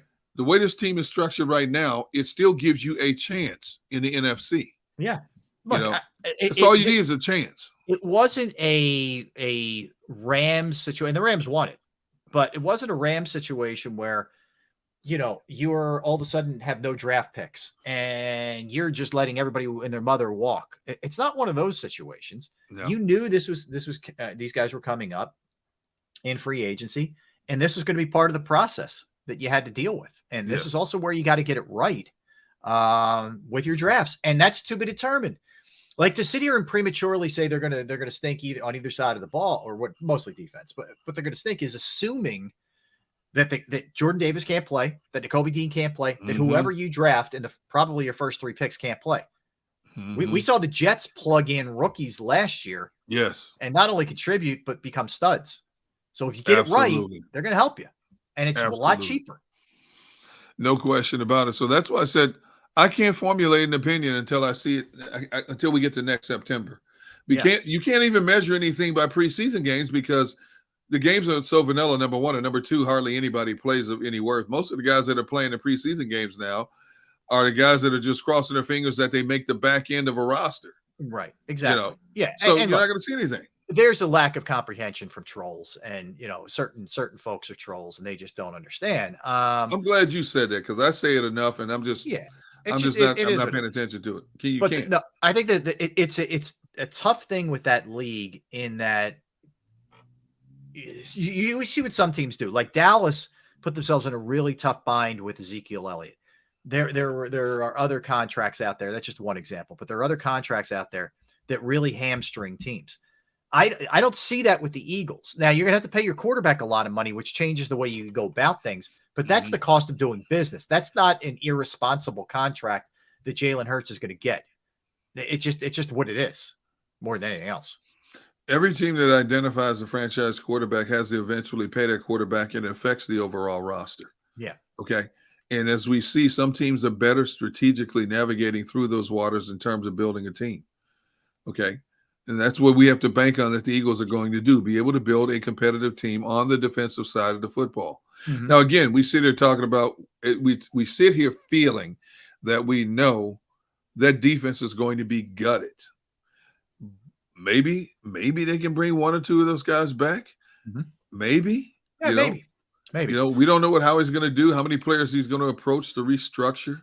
We don't know if Brandon Graham is still going to give him that hometown discount. He might. We don't know. If you get a Brandon Graham back, even playing 35% of the snaps, that's a big win for you. I agree. And if this Ed Kratz story, and if you're just tuning in, Ed Kratz from USA Today had a story today that said that the Eagles are working on a 2-year deal for Brandon Graham worth $6 million per year. So if that's that is unbelievably, that's a great contract for the Eagles organization if that's what you get him back at. And the beauty is, you retain a guy who's a double-digit sack guy. He's not crushing you cap-wise, and you have him here for 2 more years who can continue to help grow some of those younger kids. That's critical for this team. Absolutely. I think, Derek, you can get him back at a reasonable rate. I think you can get certainly Edwards back at not a crazy number. Epps, I don't know. I kind of go back and forth with Epps. I'm not sure. We keep hearing his price tag is going up because so many teams are interested in him, but to what degree? Is he the next Jordan Poyer? Is he the next Micah Hyde that Green Bay gave up on? Mm-hmm. We don't know. If Philly gave up on Jordan Poyer before he even got a chance to work up a sweat here. Huge mistake. Yeah. But it happens. Every team goes through that. Every team gives up a player that emerges somewhere else, and you sit there going, doggone it, I wish they had kept him. Yep. Eagles have done it before. They're going to do it again. It's going to happen. Yeah. You just hope they minimize the mistakes this time and they flourish in terms of what they do overall. Yeah, I think real concerns are just the amount of turnover on the defensive side. If you're talking about losing really quality players plus a defensive coordinator that wasn't in-house, a new linebacker coach, a new secondary coach. Now, you may move guys up who had been here, but still you're losing. You've lost what, 5 coaches altogether, 4 on the defensive side. Those are real concerns. Like big that's concerns. real. Big concerns. And we don't know how good these coaches are going to be. We don't. They've been given these roles. I mean, Desai's been okay, but when you look at his overall numbers, they're not wow factor numbers. They're not. Okay. Yeah, they're not. Okay. So we don't know. We don't know how this defensive coaching staff is going to pan out, coupled with an influx of new players. You don't know. You don't know. So that's why I'm not going to sit here and criticize. Eagles had to hire somebody. We thought Denard Wilson had the inside track. Obviously, they felt they needed to go in a different direction in terms of defensive philosophy, and they did. Yeah. And then all of a sudden, Denard decides he's out. So now you got to replace him. You got to replace a secondary coach. That's a lot in one off season. That's not the norm in one off season. It is. Look, I feel really good about the offense. I don't know about the defense. I don't know. Is the way, just frankly, I go into the season. I know they have a quality quarterback and a quality coach, and that can take you a long way in that league, especially if your quarterback is protected by arguably the best offensive line in football with 2 studs on the outside and a stud tight end. I think you can figure it out. It may just be a different approach to last year. You may have to outscore teams. That's as simple as that. All right, 2:00, we will get into the NFL segment, give you the details of what's going on with Lamar Jackson, what's going on with Daniel Jones, Saquon Barkley, Aaron Rodgers. We're going to rank the 2020 NFL quarterback class, Derek. All right, it was Burrow, it was Tua, it was Herbert, it was Hurts. We'll rank those guys and look at the AFC teams that are close. So we'll get into all that at 2:00. We come back. Little Sixers. They beat the T-Wolves last night and finish up a really quality road trip. 4-1 on the road were the Sixers. So we'll talk about that when we return. He's D Gunn. I am Rob Ellis. We are Sports Take, JAKIB Sports YouTube Network. Let's talk about Flynn Tree Services. Yes, Flynn Tree Services is an experienced, licensed, and insured Pennsylvania tree services company that will trim or remove any unwanted trees off of your property. They offer cost-effective solutions to any tree problem that you may face. So if you have any type of tree issues, they're just a quick phone call away, and they are experts at trimming all types of trees, and they serve southeastern Pennsylvania, South Jersey, and northern Delaware. Flynn Tree Services specializes in tree removal, stump grinding, as well as tree pruning. It's a good time to get your trees evaluated where the weather's not crazy. We might have that last rush of winter. You never know, but you want to make sure that everything is good to go. Get that evaluation done. Go to their Facebook or Instagram page for more information or a sampling of their work. Give Flynn Tree Services a call at 610-850-2848, 610-850-2848, or online at flynntreeservices.com. That's flynntreeservices.com. Go to get your game on. Go for the beers. Go for the cheers. Go for the hit and the hits. Go for the stakes and the stakes. Go to get your parlay on. Go to get your party on. Go for the scene. Go for the screens. Go for the gallery.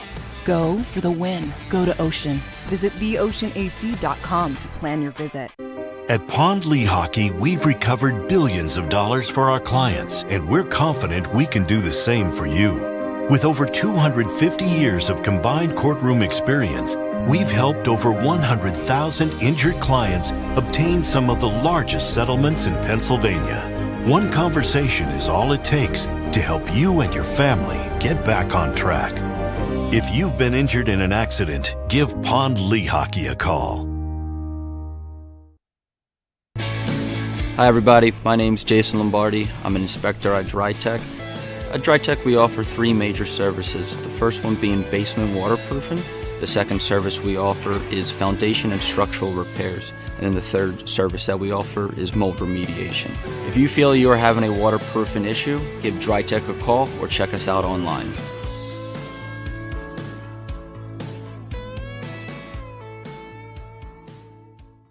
Jeff D'Ambrosio doesn't need a special event to appreciate his customers. Jeff shows his appreciation to them every day of the year. Jeff makes sure to stock more new inventory than anyone and guarantees prices and payments that nobody can beat. There are so many reasons that thousands of customers know Jeff is the easy, friendly place to do business. More for their trades, no judgment zone for credit issues, the best, most reliable service department in the country. That's why I like Jeff, and I know you will too. Jeff will satisfy you every day. Jeff D'Ambrosio, Destination Downingtown, Owner Appreciation Event.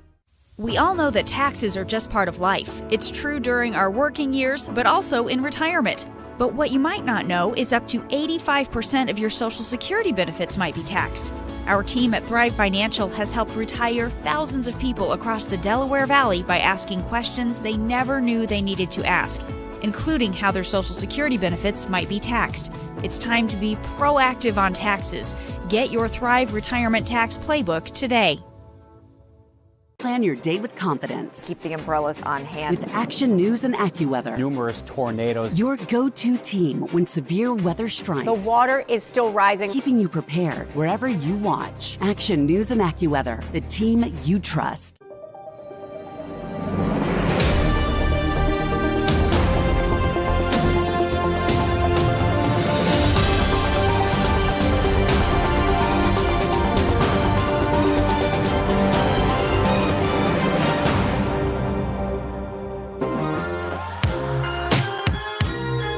What's up? What's up? Thanks for hanging out with us. We are Sports Take, JAKIB Sports YouTube Network on this Wednesday, March 8th. Hanging out with you. Barrett is either en route or has landed. The Eagle has landed in the Keys, getting his fish on. If you guys had a one-on-one, mano a mano, fishing battle, who's a better fisherman, Derek? It's a serious talk now. Here's the thing. It's funny you should say that, because when we worked at NBC together, one year we did a fishing battle over at that lake at FDR Park. FDR Park, right? Did you see the other day that they found like almost this alligator kind of thing? Yes. At FDR Park. Dude, people like 3 feet big. Everything in it. Oh my God. Some lady was just walking and I just saw it coming out of the creek.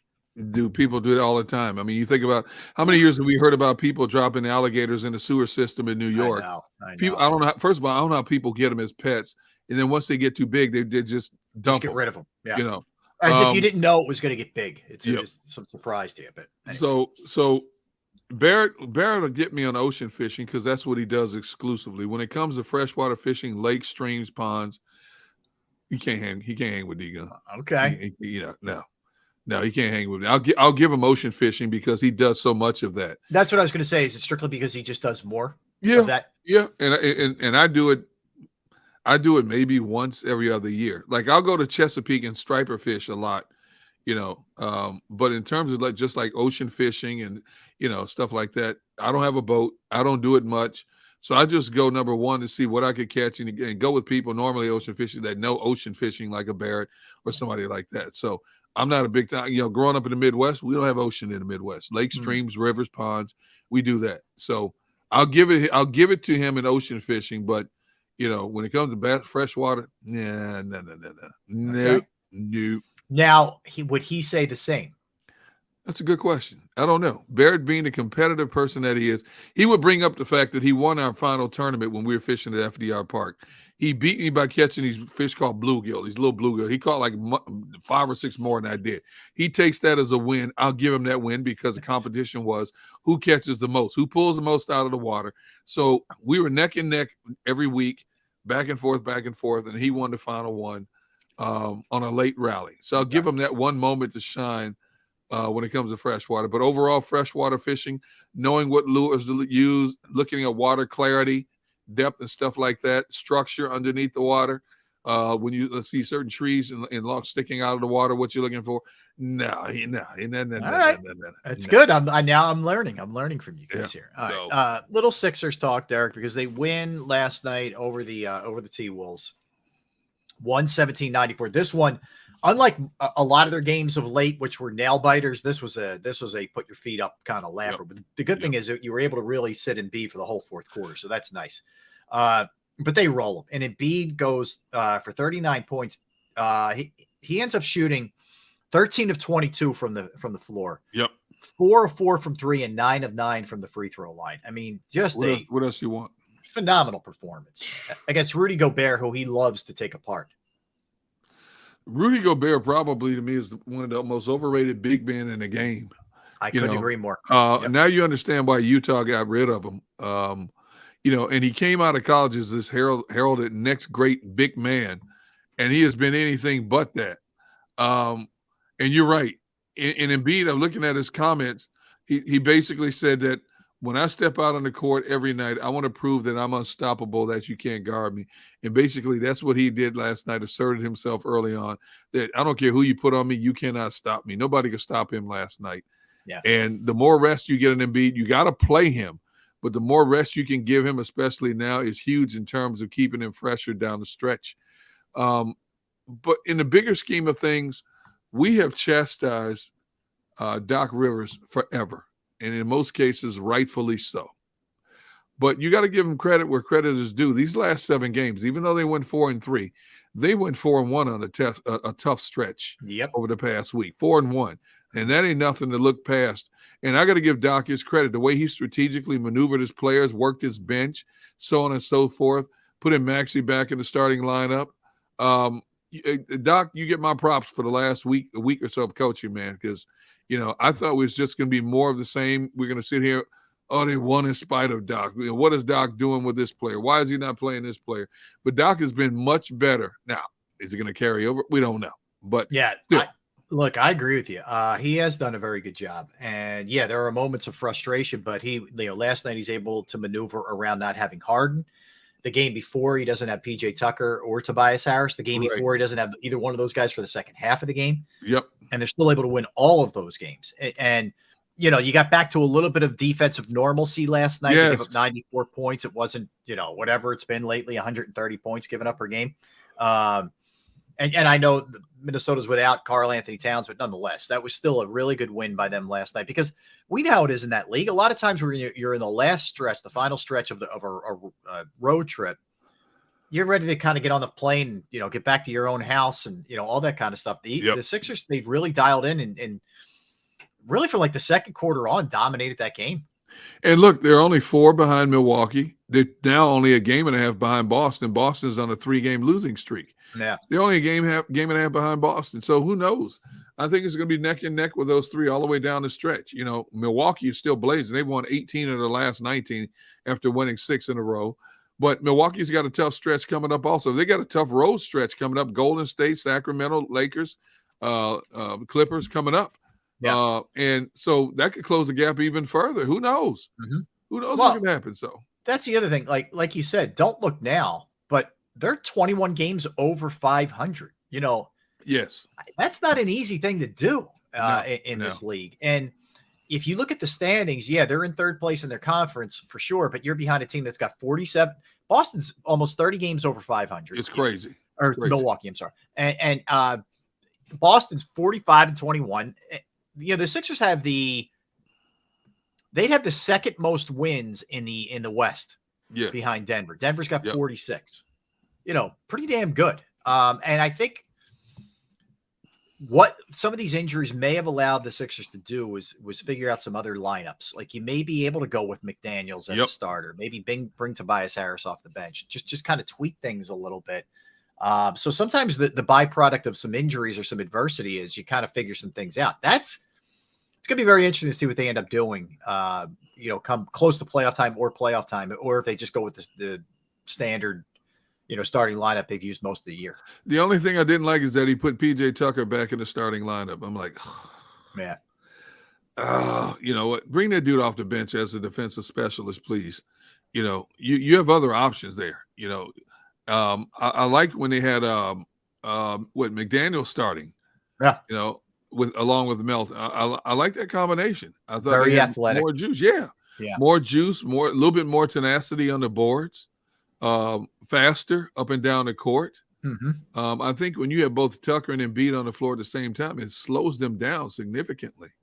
But you had them young, fresh legs on the court, and they played a much faster pace. We identified the Sixers as not this great transition team like some of the teams we watched them play up and down the floor.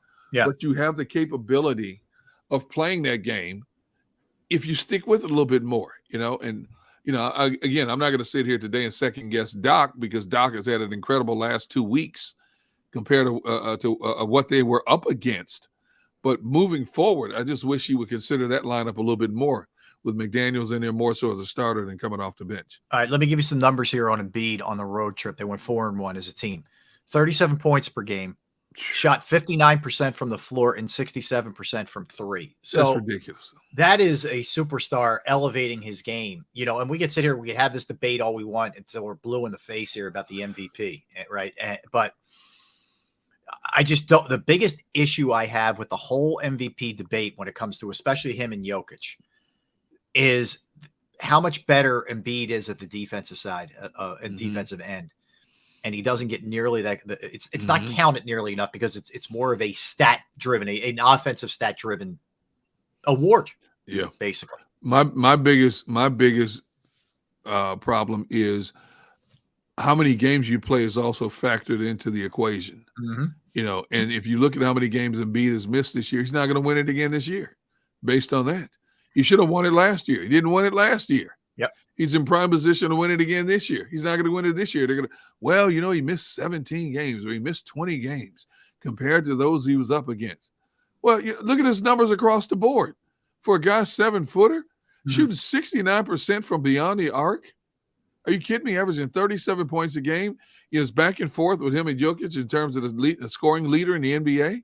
What more do you want from a guy? I mean, seriously. And he plays both ends of the court. Jokic doesn't. Yeah. I mean, what do you want from him? I know. I don't know. I don't know what it is. And we've had this debate before. I think there's some process fallout. I think there's a lot of other things going on here. The Philly hate. Could be. Yeah, it could be for sure. But no, he's playing very well. And I'll tell you, Harden's having a great year. It's going to make for a very challenging decision for the Sixers, I think, this offseason. What happens, because he's going to opt out. And we know he's dangled Houston out there. We know his people have dangled Houston out there. You're going to let a guy walk who's right now leading the league in assists and also just putting up really good numbers aside from that. I mean, Harden's efficiency is really, really there.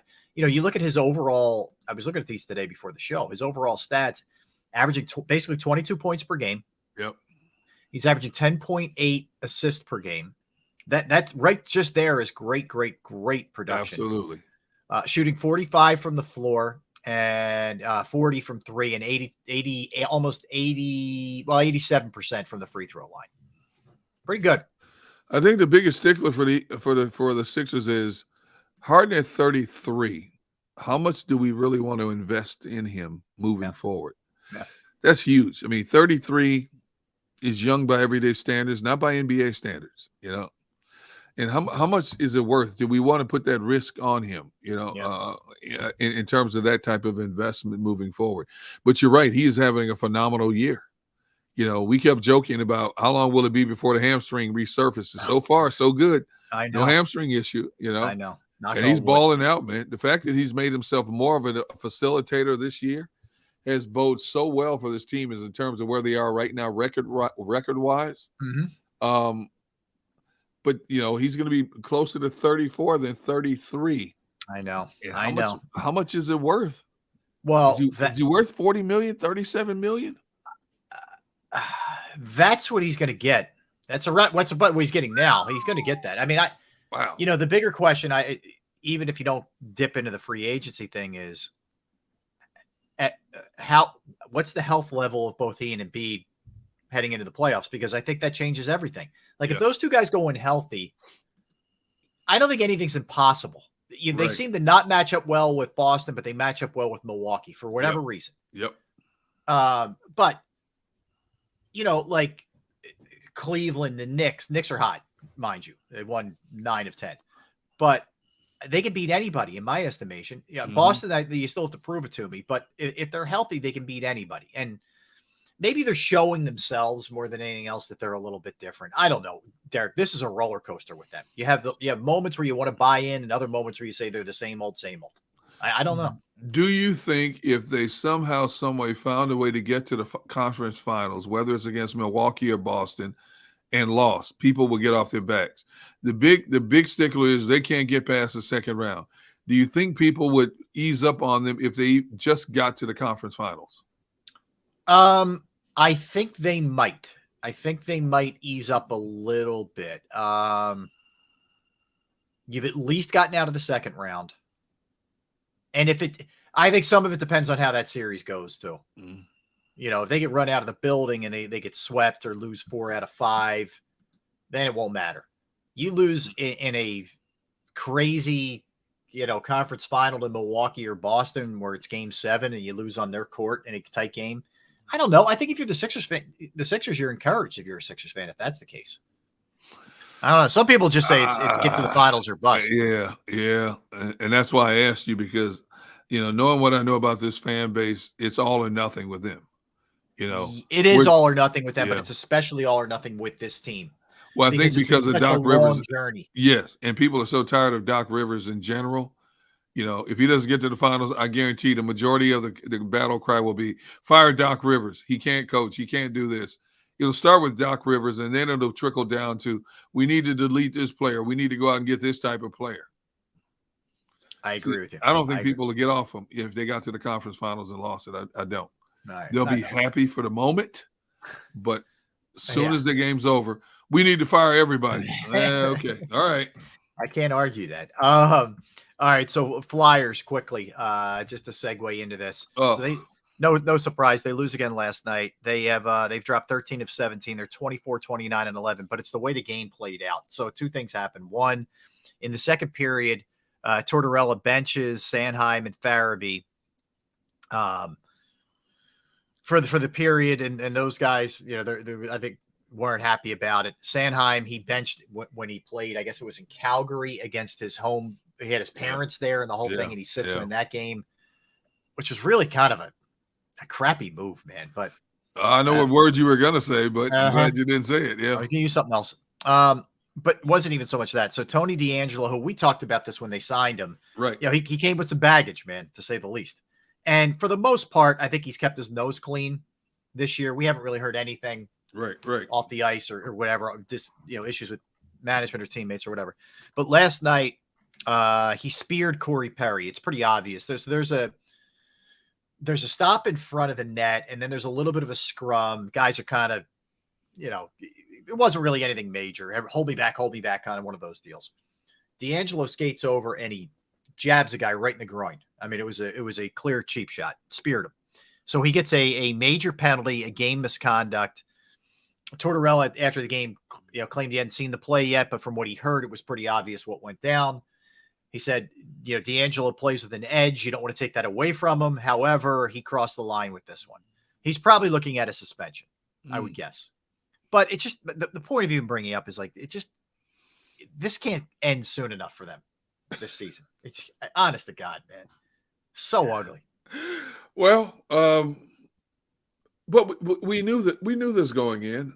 They were devoid of talent. Yeah. The organization is a mess. They're going nowhere fast. And again, I don't know how they fix it. I really don't. In the off season, do you go out and try to free agent? What big name free agents want to come here? Think about it. Why would you right now? Why would you want to come here now? Mm-hmm. There was a time players took a lot of pride in coming here, man. When we first started Sportsnet in the late 90s through the mid 2000s, this team was, you would pop up big names here and there and built a team that was competitive. Mm-hmm. And now, man, this team can't barely beat an AHL team. Yeah. Let alone playing NHL competition. I mean, I never thought it would get this bad, to be honest with you, and I don't know what you do at this point. The owners of this organization really have to take a step back and maybe start at the top and start gutting this thing. And I think if they gutted this thing, and I mean from the GM on down, You know what though, Rob? I would keep Tortorella though. Even if you got this thing, I would keep him. Well, I don't think they want to turn the coach over that quickly. No. I don't. But everything else, why not? What's it going to hurt? You're going to lose? That's my point. Like, what are you trying to protect? Like, obviously, whatever you've been doing for a long time isn't working. And I don't know if like Chuck Fletcher has the management snowed. Management doesn't care enough to really dig into what the major issues are here for you. I don't know. It generally, as Ed Snyder used to say, a fish stinks from the head. Mm-hmm. And with the folks who own that team, I'm not surprised at the struggles that they've had. Okay, no, we've lived that life. Yes. So that doesn't surprise me. However, the problem you have if you're the Flyers more than anything else is it's not that people are pissed off. The people don't care anymore. They've lost interest in your product. That's the apathy is the worst thing that could happen to any. It's bad in any way. It's bad in a relationship. It's bad, with a fan base. When your fan base is apathetic, it means they don't care and they're not dialed in.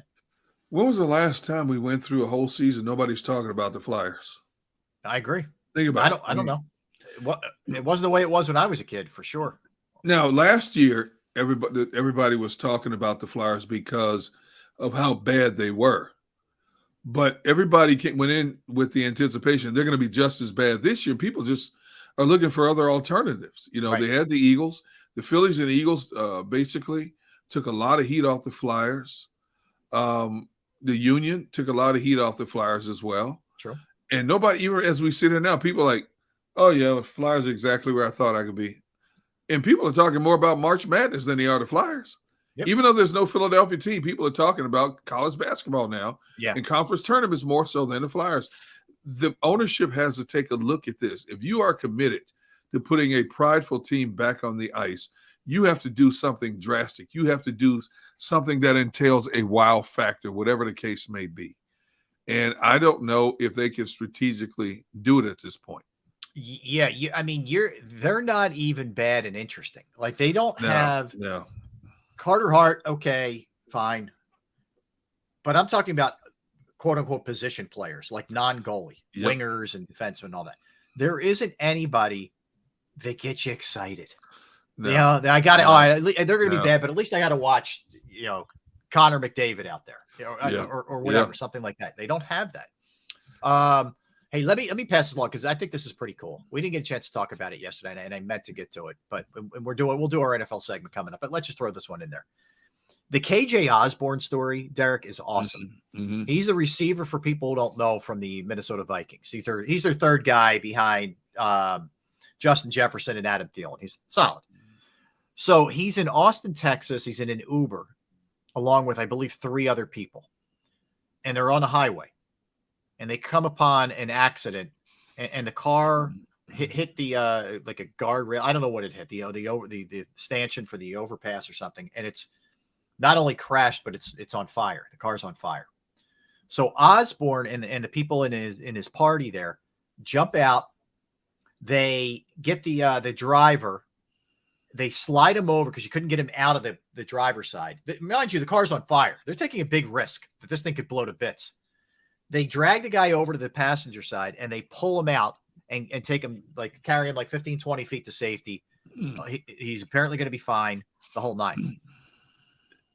A, this took real guts. And B, we don't hear, mostly we hear is the nonsense that goes on and the bad stuff. So, and by all accounts, KJ Osborne is like, he's back at Miami this semester getting his master's.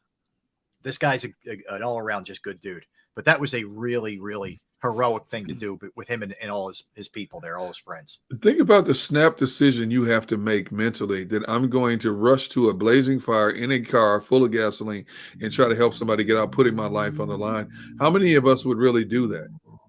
Yeah, I think most of us would want to help, would make a call and say, hey, look, I'm at mile marker X, and this is what's going on. Please send help or whatever. Yeah. We may do something like that.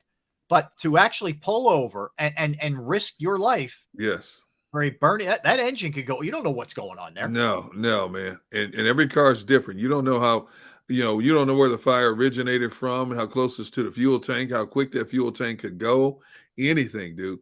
That that's a quality dude right there, man. And he saved somebody's life. Most importantly, he saved somebody's life. Mm-hmm. He put his life on the line to save somebody else's life. Yeah. Wow, we don't hear about that every day. No, you're right. We are all the goofy stuff and the bad stuff, but not stuff like this every day. The shame is there's way more KJ Osbornes than there are the knuckleheads. And it's true. We know it's like anything else, man. It's some guy doing charity, some actor who's doing charity work is not going to make a headline over the actor who's coming out of the club and getting in a fight or something like that. It's the society we live in, unfortunately. So I want to make sure if we get any of those kind of stories, man, it's always fun to. I agree. To point those out and give that guy props because it was pretty cool what he ended up doing. Last thing I meant to mention this in the NBA segment. So the Lakers are going to retire Pau Gasol's number 16, and they're going to hang it in the Raptors next to Kobe Bryant, who was his best friend. So I thought that was pretty cool. That is cool. The Lakers. Those two were extremely tight, and he basically serves as like a godfather to all of Kobe's kids. Mm-hmm. He still, keeps an eye on them and makes sure that they're okay. And he's another, quality dude. So I thought that was a nice touch. That's awesome. Yeah. Yeah. Nice touch. For sure. All right. So when we come back, Derek, we'll dip our foot back into the NFL. We'll look at Lamar and what's going to happen there, whether this is just going to be he plays this year with that non-exclusive franchise. Do they get a deal done with him? Does he possibly move on? Because teams can negotiate with him. We'll talk about Daniel Jones' deal, which really, it's less than $40 a year if you break it down annually. Not terrible from a team perspective, but still, if that guy's, who I think is okay, is making that kind of money, what's that mean for some of these other guys who were right? Saquon, the Jets, ranking the 2020 NFL quarterback class with the top 4 guys. We'll rank them, and which AFC teams are close. We'll dig into all that. By the way, last segment, if you have questions for us, just put a question mark in front of your statement, and we will take your questions as well as doing our birthday and movies things. All right, don't go anywhere. He's Derek Gunn. I'm Rob Ellis. We are Sports Take, JAKIB Sports YouTube Network. Let's talk about Razor technology. Yes, the future of work isn't remote or in person. It is a hybrid model. In facing this new reality, businesses must reimagine their workplaces to align with the preferences and needs of modern employees. Razor technology helps businesses create a workplace that gives them flexibility in choosing how and where they put in their hours. Online platforms for communication and collaboration combined with secure and adaptable mobile devices are enabling hybrid meeting experiences that are nearly on par with in-person events, so everyone can feel that they're a part of the conversation. Employees with strong social connections and their team report better well-being, higher production, and higher strong retention rates. Razor technology helps growing organizations adapt to hybrid environments with industry-leading digital tools and insightful guidance that promotes efficiency and workplace satisfaction. To learn more, give Razor Technology a call at 866-797-3282, 866-797-3282, or visit them online at razor-tech.com. That's razor-tech.com. Go to get your game on. Go for the beers. Go for the cheers. Go for the hit and the hits. Go for the stakes and the stakes. Go to get your parlay on. Go to get your party on. Go for the scene. Go for the screens. Go for the gallery. Go for the win. Go to Ocean. Visit theoceanac.com to plan your visit. At Pond Lehocky, we've recovered billions of dollars for our clients, and we're confident we can do the same for you. With over 250 years of combined courtroom experience, we've helped over 100,000 injured clients obtain some of the largest settlements in Pennsylvania. One conversation is all it takes to help you and your family get back on track. If you've been injured in an accident, give Pond Lehocky a call. Hi everybody, my name's Jason Lombardi. I'm an inspector at DryTech. At DryTech we offer 3 major services, the first one being basement waterproofing. The second service we offer is foundation and structural repairs. And then the third service that we offer is mold remediation. If you feel you are having a waterproofing issue, give DryTech a call or check us out online.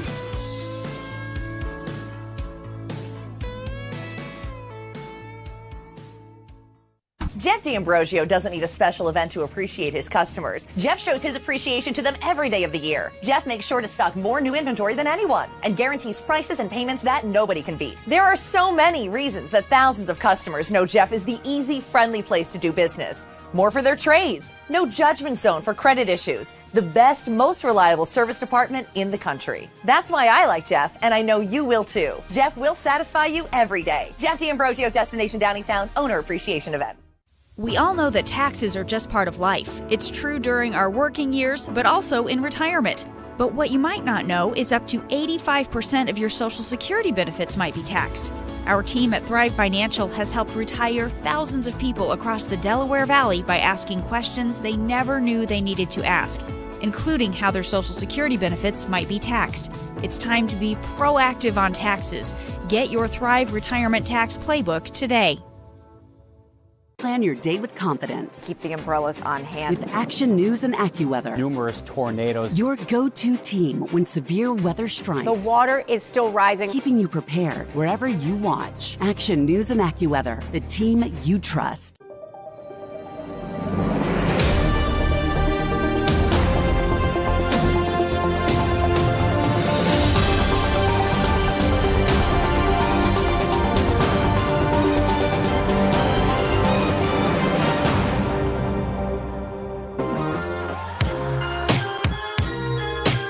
Are back. We might.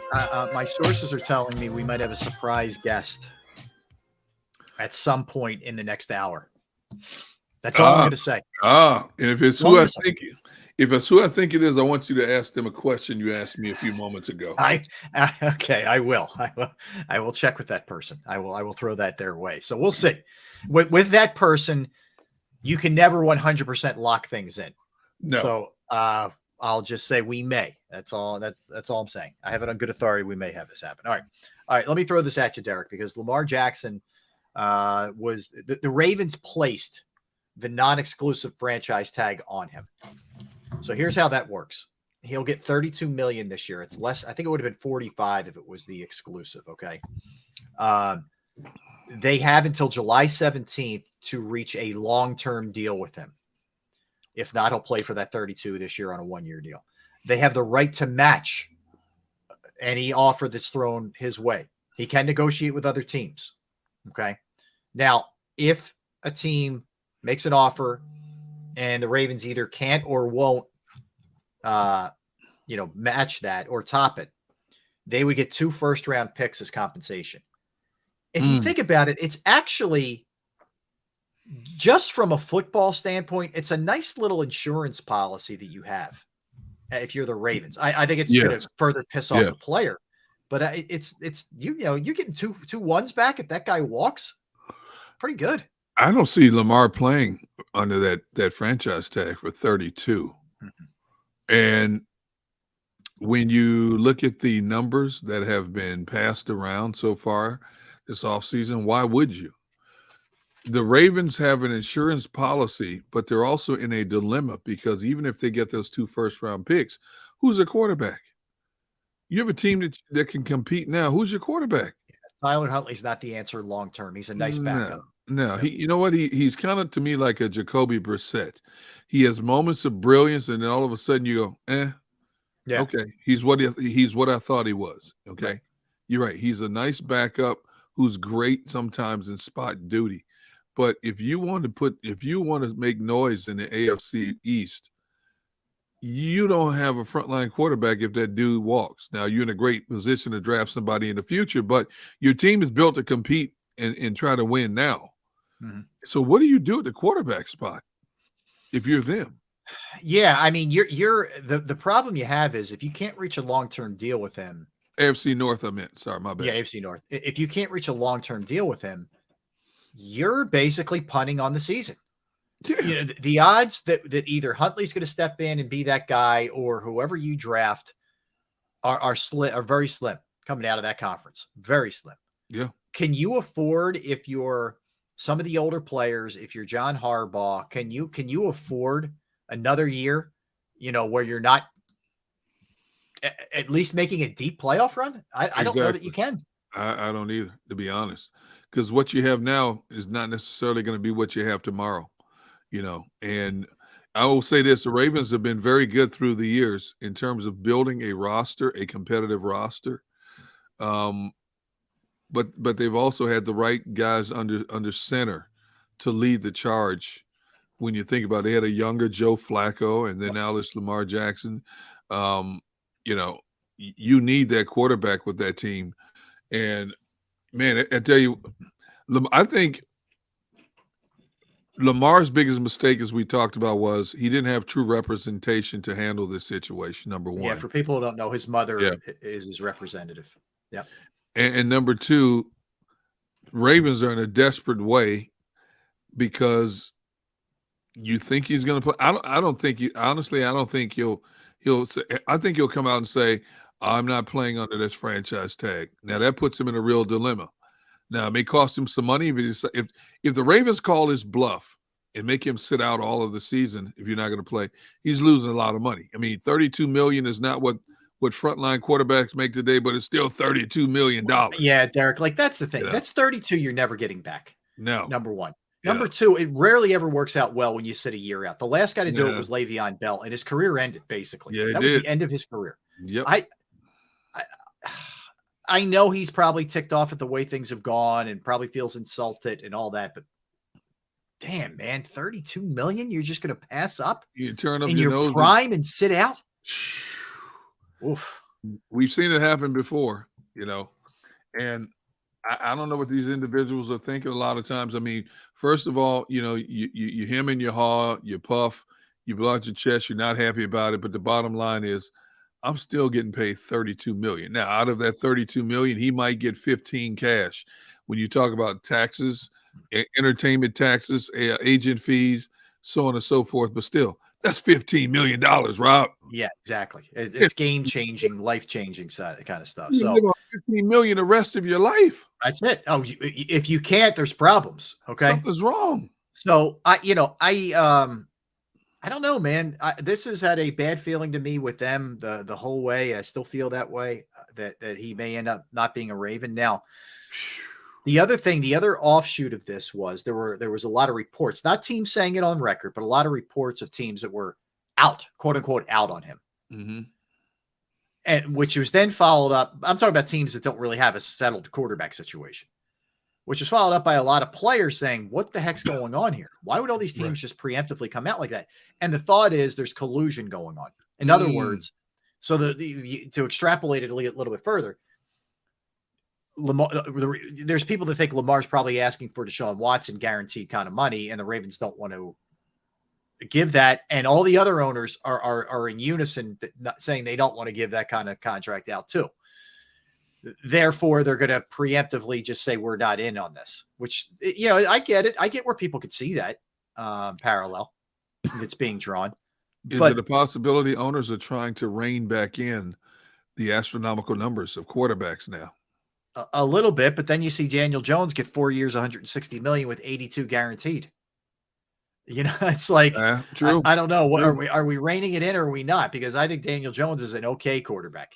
He's average. Exactly. Yeah. I don't think there's anything special there. And he proved he wasn't a bust last year. He's okay, but he's not great. And if I'm a Giant fan, do I feel really confident Daniel Jones could take me to a Super Bowl? I don't. That's just me. I don't either. I agree with you. I believe they have the coaching staff to put this team in a position to be better, but I don't know if that quarterback is the guy to get them over the hump. Yeah. Yeah. Well, I think the other thing, the defense of why you don't go crazy with Lamar is he's missed a good amount of time of late. Yes, he is. Maybe his style is catching up to him with the amount of hits that he's taken. And there's big risk there involved, especially if you give him guaranteed money. It's one thing if you were giving him a 5-year, $250 million deal and the first year's guaranteed or something like that. No, this is guaranteed money, man. That's a lot.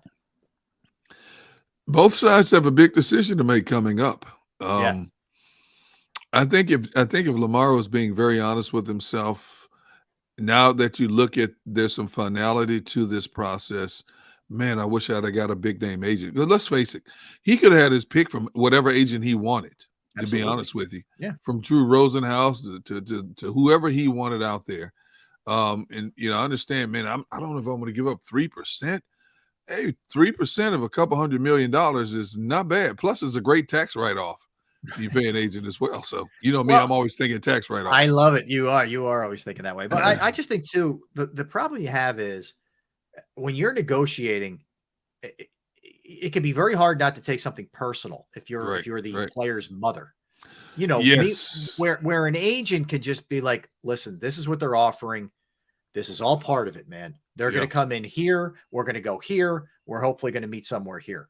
But, if you're saying, hey, look, he's missed time, he has limitations, and the mom's hearing that, she's going to she could potentially, will, but could act emotionally, report that back to Lamar. It furthers the bad feeling. It's why we always talk about, don't mix business with pleasure. Don't mix your personal life with your business life, because you keep yourself in trouble that way. Not only report back to Lamar, but report her version of the conversation. Yep. As we know, a lot of times conversations are not always repeated exactly the way they went down. Mm-hmm. And then all of a sudden, Lamar, just based on whose side is he going to take first? His mom's. Yes. So based on what his mom says, it puts even more tension on the play. Oh, yeah? Well, tell him we ain't signing for anything less than this. Right. And then it just gets worse. It gets worse. Yes. Yeah. No, I know. So that one is, it feels like it's been going on. We've been hearing about this contract since 2 years ago. Yeah. And it's still going on. All right. So meanwhile, the Giants do get Daniel Jones done. It's for $160, $82 million guaranteed at signing, which meant they franchised Saquon. He got the non-exclusive tag that Lamar got for $10.091 million. Let's start with Daniel Jones. I know they almost had to do it, Derek, but this feels like the kind of contract that's going to hamstring you to an extent for a guy who's just solid, not great, and it can hurt you going forward. I would like to ask Brian Daboll, what is it exactly you see in Daniel Jones? Because he has confessed his admiration for Daniel Jones for a long time throughout this. And obviously, you don't want to make waves during the season, but he has professed his. And even in the offseason, we want Daniel Jones back here. So what is it you see that we're not seeing on the surface of Daniel Jones? Do you think you can make him close to what a Josh Allen is? Do you think you can make him that much significantly better to where he can lead you to a Super Bowl? Is he a quarterback that can lead you to a Super Bowl? Mm-hmm. Is that what you're saying by this money you're giving him and your next 3-year commitment to him? Because I don't see it. Like I said, he's better than some, but he's not as good as many that are in the National Football League. He had his best season by far in his first year under Brian Daboll, but he still had flaws in his game that were evident the past couple of years. And I don't get it. That's on the Giants. That's on Sean, the GM, and on Daboll and the ownership of that team to make this kind of investment in him. But you're right. On one hand, you had to do it. You had to do it because your options out there were so limited. Right. I know. It is tough. It really is. Yeah. But we're paying top dollars for mediocre players now. That's where it makes you glad that you have a legitimate quarterback. If you're the Eagles, you're not dealing with one of these situations. Frankly, I don't know. Knowing Howie, I don't know that this happens. He may have just let Daniel Jones walk even after the season that he had. Good point. I don't know. Ooh. It's interesting. But Saquon gets the $10 million. That's why the tag thing is no big deal for a running back if he's really quality. Okay, so you're paying your best player, right? I mean, would you you can make a case who's better than Saquon Barkley? Leonard Williams, maybe, but you're paying your best player $10 million a year for with a 1-year deal. It's a great deal for the Giants. That one, the Saquon deal. The key now is how many teams will step forward and offer Saquon a bank. We don't see that often. I think Derrick Henry and Aaron Jones were the last two to get big contracts in terms of a running back. And think about this. So they've already cut some of Aaron Jones. They've restructured him. Restructured, yep. And rumors are saying that they're looking to trade Derrick Henry. Exactly. So it just doesn't make financial sense to give a running back a monster deal. It really doesn't. No. And Saquon is good. He bounced back from that devastating knee injury, had a great 2022 season, But again, there's so many good running backs out there. You know, I'm going to see who the free agent running backs are this year. Well, keep in mind they tagged Josh Jacobs. Yep, free agent tracker. Let's see here. Come on. Running backs. Let's see. Kareem Hunt, Rashad Penny. I like Hunt, but I don't. I'm Penny. Jamal Williams. I mean, had a great year last year. Yep. He's up there a little bit in age, not old, but he'd be a guy I would consider. For sure. What about Raheem Mostert? I like him. Okay. Yeah, I'm not breaking the bank with any of these guys you just mentioned so far. No. So that's what I'm saying. You know, there's so many good ones. Miles Sanders. Yeah. Giovanni Bernard. No. Matt Breida. I will tell you, of that group you just mentioned, yeah, Sanders is probably number 2 for me, or close to number 1. With Kareem Hunt. Now here's one that really piques my interest, and he's only 28. Jerick McKinnon. I like him. Different kind of back. He's going to catch a lot of passes for you. I don't know that he's your featured guy, but I like him.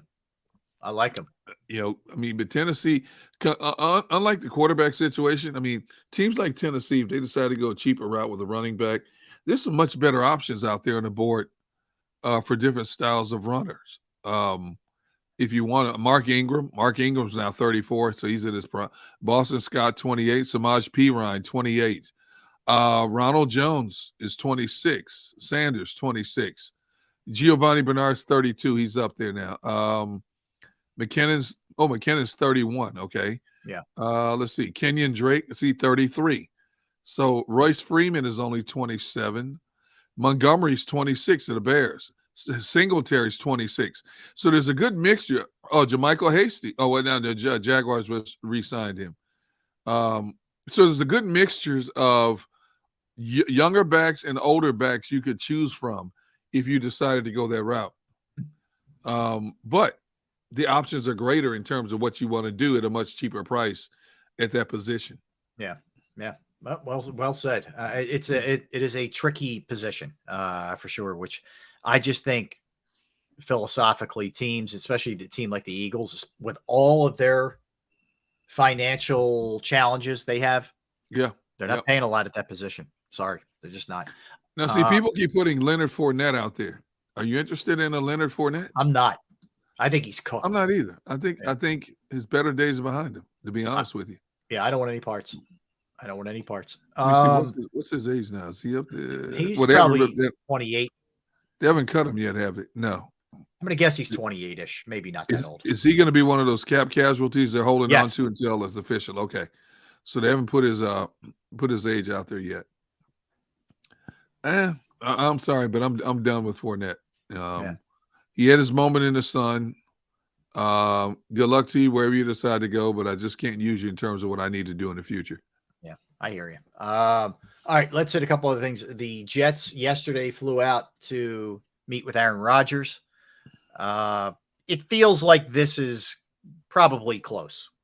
If you're the Packers and you still own his rights and you're telling teams you can go talk to him, you don't need to be a brain surgeon to figure out they're ready to move on. And I think they're just done playing the games. They're going to be able to offset a big contract. And, let's see what Jordan Love is. Let's make that transition. They're at that point. Well, I think the biggest factor here is how much of Aaron Rodgers' contract is the Jets willing to absorb. I mean, $59 million. And either way, Green Bay is going to take a big hit. Even if the Jets take more than 50% of their contract, Green Bay takes a big financial hit. But you're doing it with a quarterback and a rookie deal still. So that helps you in that regard. And it still gives you a little wiggle room in terms of trying to be strategic to bring some more pieces into the equation to make your team better. But it comes down to how much of the price tag are the Packers going to get stuck with, and what are the Jets willing to give up to get him that would pique Green Bay's interest? Mm-hmm. Because even though they've given Rodgers and the Jets permission to collaborate, it comes down to what are you going to do to give us to make our team better? If we're giving you a first ballot future Hall of Famer, what are you giving us in return? Mm-hmm. All right. Let's guess. Let's guesstimate here. Let's see. All right, let me look at the Jets, what they have from a draft perspective. Jets draft picks. All right, so here what the Jets have this year.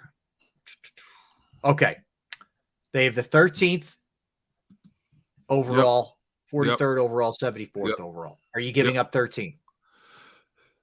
You get a Hall of Famer? Absolutely. Yeah, I'm giving up 13. If I'm Green Bay, I want 14 and 43. I'm giving him next year's 2, this year's 1.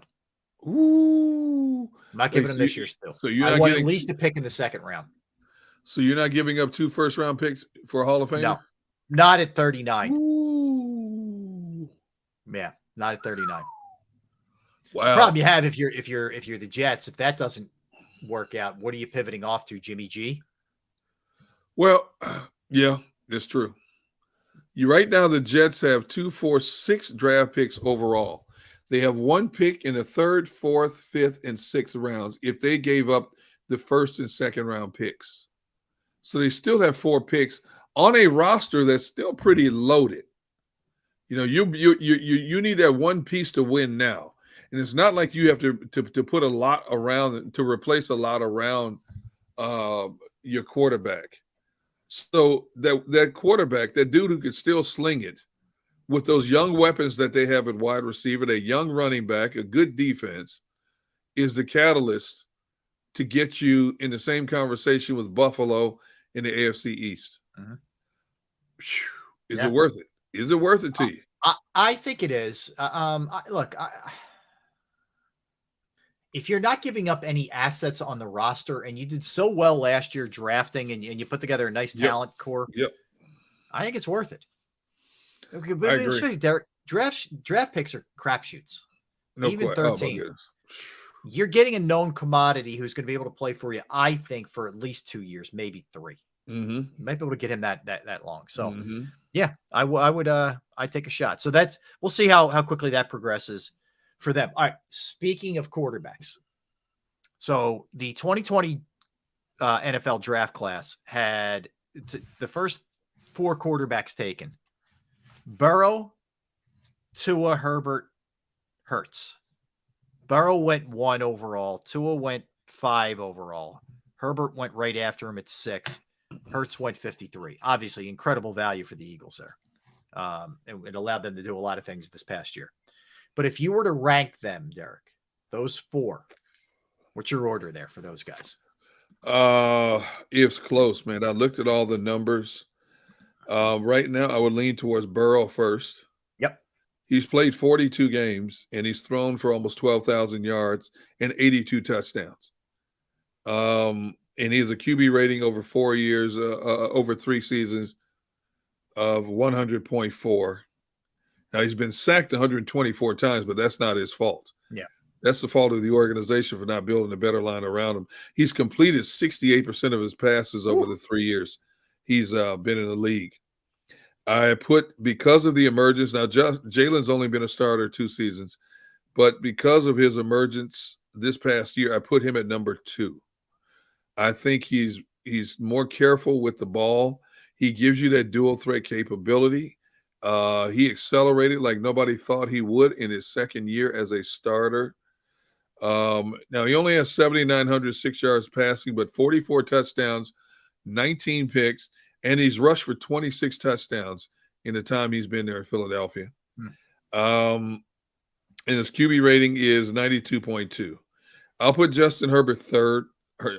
Herbert's played 49 games. He's played more games than all of them. He's completed, he's tabulated 14,089 yards, 94 touchdowns, but 35 interceptions, 96.2 rating. He's been sacked 101 times, completed 67% of his passes. Justin Herbert can throw with the best of them in the league right now, but I still think his game needs to be refined just a little bit. Plus, he's stuck with that organization, the Chargers, that have the proverbial black cloud hovering over him every year. And then I go to Tua. Tua's only playing 36 games, and right now he's so injury-prone, we don't know what he is not. So I go Burrow first, Jalen second, Herbert third, Tua fourth.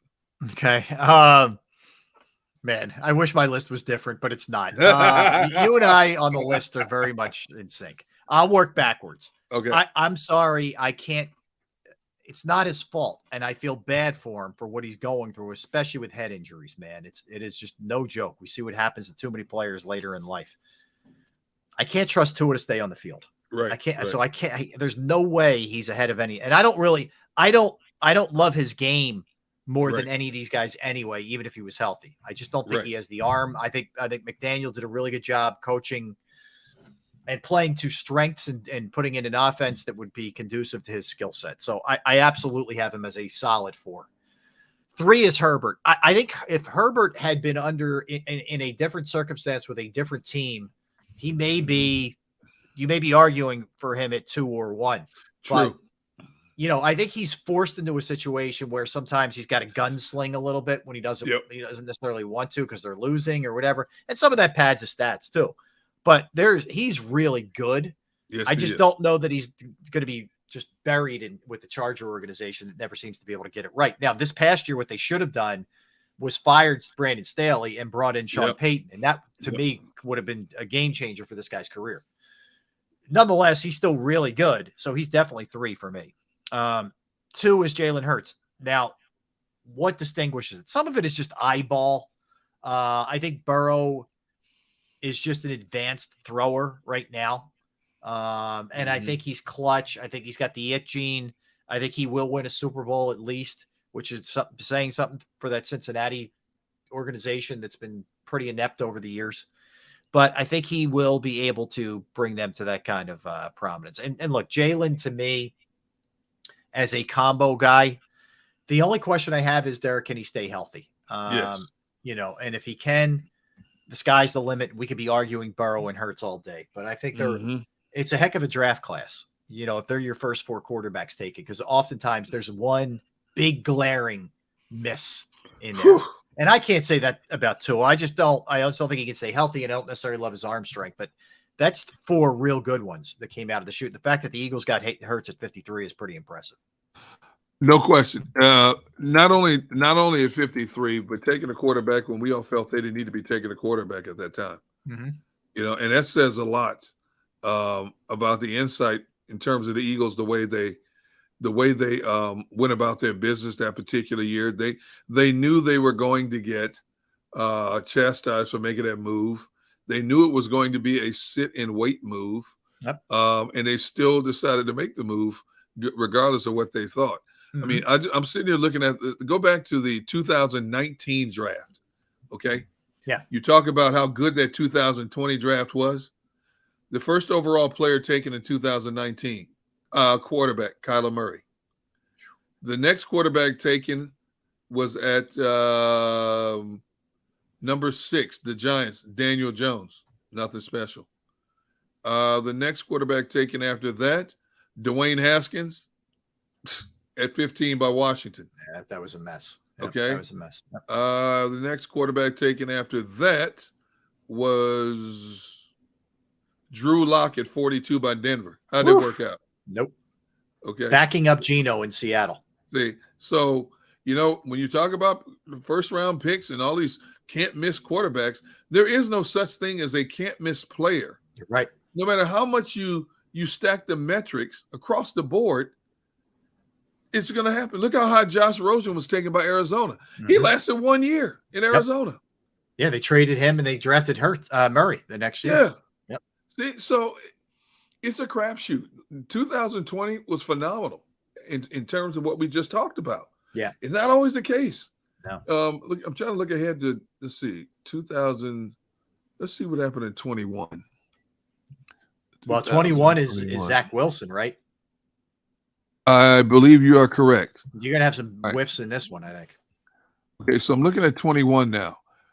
Trevor Lawrence hit. He was the first player taken in a draft. Agreed. You got him a real coach. Yep. Number 2 was the Jets took Zach Wilson. Okay. Mm-hmm. Number 3, 49ers took Trey Lance.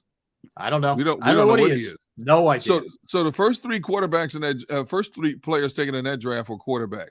Now we look down the list. Justin Fields taken at 11 by the Bears. We assume he has the potential, but we've got to see him with better surroundings. You know, the Bears did him an injustice by putting that crap around him that they did. After that, the next quarterback that went off the board wasn't until, my goodness, Minnesota took Kendall Mond at 66 in the 3rd round. Yeah. And then right after that, Houston took at 67 Davis Mills down out of Stanford. Nothing.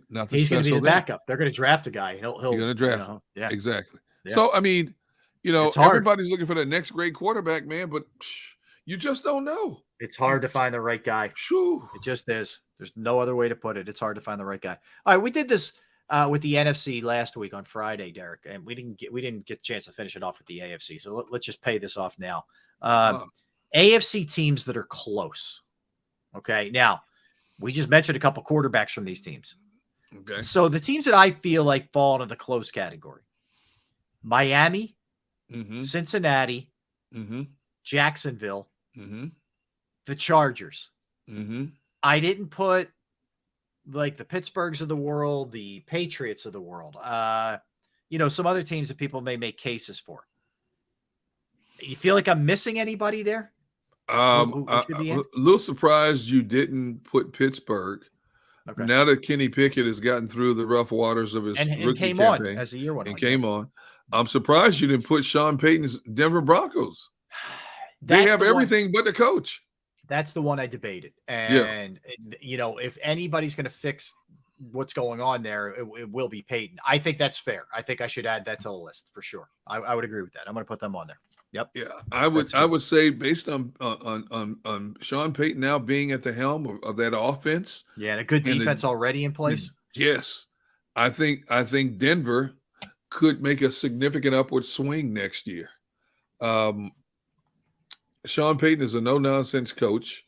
He's already put his foot down on Russell Wilson's entourage. And I think that team wants to win. I think a lot of those players respect his pedigree. I think a lot of those players, young players, came up watching him, what he did with Drew Brees in that offense down in New Orleans. And I think they just want to go out and play for Sean Payton after what they had to go through last year. Yeah. Because they were embarrassed. They were embarrassed last year. All right. Well, of that grouping then, throw the Broncos in there. Chargers, Jags, Cincy, Miami. If you want to put Pittsburgh in, who would you say would be the closest to being able to upend the Chiefs? Cincinnati. Yeah. So here's what I did. I didn't put like Buffalo because I feel like they're on a different tier even than those teams. Yes. You know? Good point. But you would say Cincinnati. I would say Cincinnati. Cincinnati beat them the year before. Didn't get past them this past year. Could have. That game could have gone either way. I think Cincinnati is that team that could bounce back this year. They have a good nucleus coming back. They've got their receivers coming back. Joe Burrow's just going to get better. Hopefully they continue to fix that offensive line for him. If they do that, I think those Bengals could be a team that could knock Kansas City off their pedestal. Interesting. Okay. All right. Let's step aside. When we come back, we will do some birthdays. We will do some movies. If you have a question, now's the time. Let's get them in there, and we'll get to as many as we can when we come back. Always like to include everybody in the show as well. He's Derek. I'm Rob. We may have a surprise when we get back too. So stay tuned. Don't go anywhere. We are Sports Take, JAKIB Sports YouTube Network. Go to get your game on. Go for the beers. Go for the cheers. Go for the hit and the hits. Go for the stakes and the stakes. Go to get your parlay on. Go to get your party on. Go for the scene. Go for the screens. Go for the gallery. Go for the win. Go to Ocean. Visit theoceanac.com to plan your visit. At Pond Lehocky, we've recovered billions of dollars for our clients, and we're confident we can do the same for you. With over 250 years of combined courtroom experience, we've helped over 100,000 injured clients obtain some of the largest settlements in Pennsylvania. One conversation is all it takes to help you and your family get back on track. If you've been injured in an accident, give Pond Lehocky a call. Hi everybody, my name's Jason Lombardi. I'm an inspector at DryTech. At DryTech we offer three major services, the first one being basement waterproofing, The second service we offer is foundation and structural repairs. And then the third service that we offer is mold remediation. If you feel you are having a waterproofing issue, give DryTech a call or check us out online.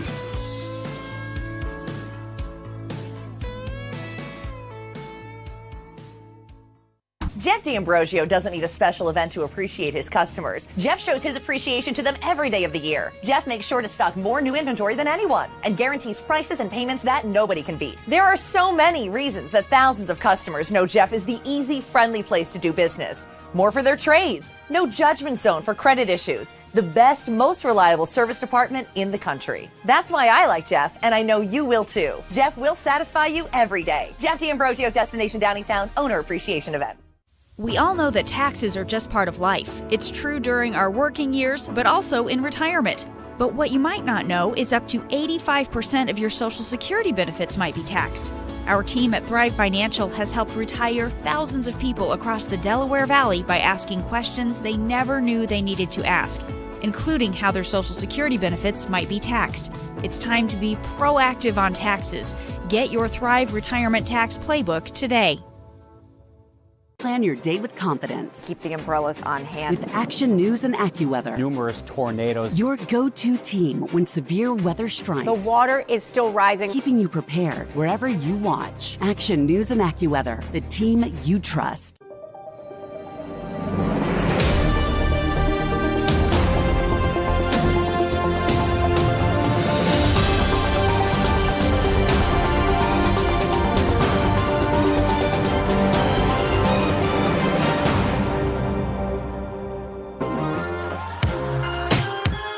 Hey, what's up, everybody? Welcome back. Andy Gunn, R. Ellis, just hanging out with you on this beautiful Wednesday in the neighborhood. All right, so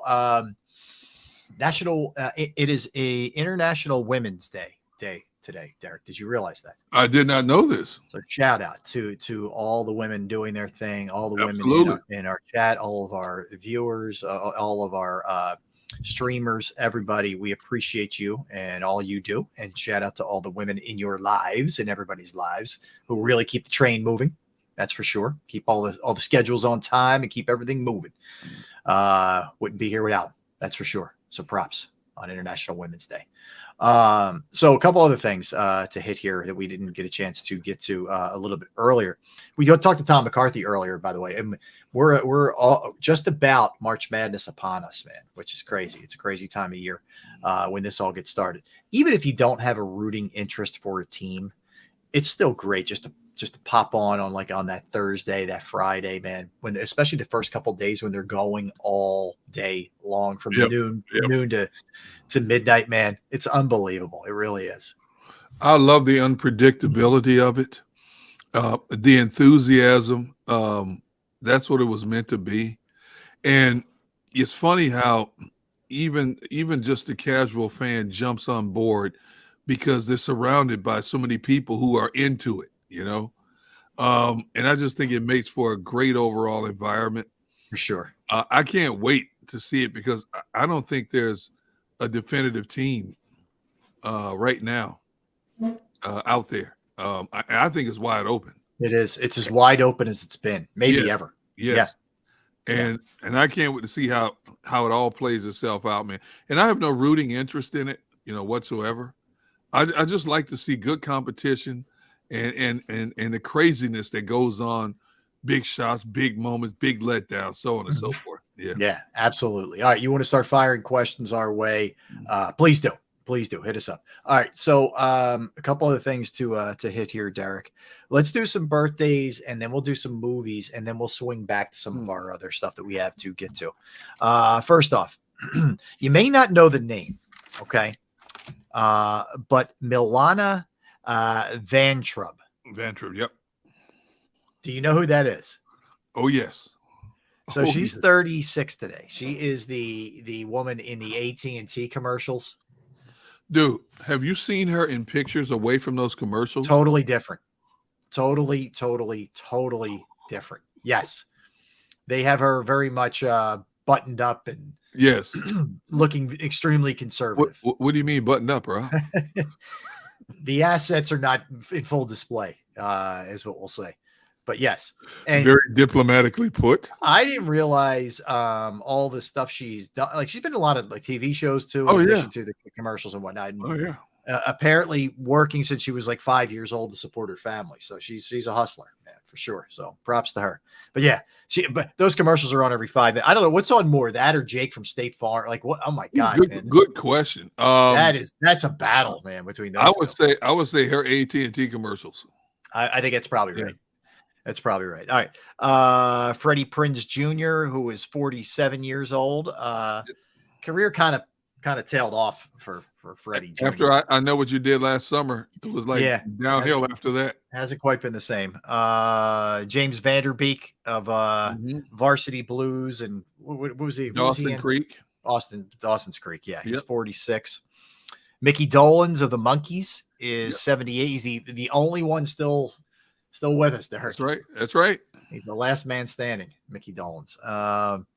Alan Hale Jr. Now, you may not know the name, but that is the skipper from Gilligan's Island. One of my all-time favorite shows. That's what you call stupid funny right there. Yes. One of my all-time favorite shows, man. Yes. Alan Hale Jr. Sorry. His dad was an actor too. Aidan Quinn, the actor, is 64 today. Lynn Redgrave, the actress, was born on this day in 1943. Cameron Manheim, the actress, is 62 years old today. TNT analyst, part of what I think is the best studio show there is inside the NBA. Kenny Smith is 58 today. Marcus Spears is 40 of ESPN. Lester Holt, who does a great job with the NBC nightly news and also on Datelines, which I can never get enough Datelines or Prime Times or 2020s. They're my thing, man. I love that show. Yeah, he's great. I love his voice. Yeah. He's just smooth. He's 64. Jim Rice, the former Boston Red Sox excellent baseball player, is 70 today. Played all 16 of his years in Boston. Yeah, how about that, huh? The last of a dying breed, man, where they stay in the same spot. Steve Sarkisian, who is the head coach at Texas University, formerly NFL, formerly all over the place in college, USC, etc. He's 49 today. That's all I got. Birthdays. What else do you have? Boris Kuji, who plays in that show Real Husbands of Hollywood with Kevin Hart. That is one of the funniest shows I've seen on TV. I don't think they produce it anymore. I think it's out of production now, but that show was hilarious. Kyle Allen, the former quarterback, Texans quarterback, is 27. Nick Zano, who played in Final Destination, Desperately Seeking Susan, 45. Hines Ward. Did you know he was born in Seoul, South Korea? Yeah, I believe he's half Korean. Yeah, I think. Yep. And was his father in the military? I'm trying to remember what the story. But yeah, Barrett played with him. Yep, absolutely. He's 47. Yep. Benny Blanco, who's a record producer who has worked with Ed Sheeran, Rihanna, Katy Perry, 35 years old. Wow, he's a big time guy in the business. Big dude. Yep. Big time. Randy Meisner, one of the members of the group, the Eagles. Okay. 77. Yep. And Carol Bayer Sager is 76. Okay. All right. Good list. All right. Let's hit the movies. All right. We got a couple favorites of yours on this list. Oh, you know it. So I will start with this one. New Jack City. I knew. Yeah, there's no way I wasn't going to start with that one. 1991. How many years have you known me and heard me quote every line in the newsroom? I think it's the movie you quote more than any other movie. There's no question about it. Dude, the lines from that movie. Yes. You know, if he moves, lullaby. Sit your $5 down before I make change. No, nobody know nothing. Yeah. You know, it's weird. Like everybody in it is good. It's really well cast. You know, I mean, where to even start? Like Wesley Snipes, unbelievable. Mario Van Peebles, unbelievable. Judd Nelson, a young Chris Rock. You know, is in that among others. Albie Shore, was he in it? I'm trying to remember. Albie Shore, Brian McKnight. There's somebody else I'm drawing a blank on. Vanessa Williams, right. I was surprised. Like, I thought, not that he hasn't had a good career, but I thought Mario Van Peebles was going to blow up. I did too. It's just been kind of a lot of B movies, nothing major, and now you don't hear from him at all. So no. And some of these guys made enough money where they're just like, I'm going to go chill. I don't blame them.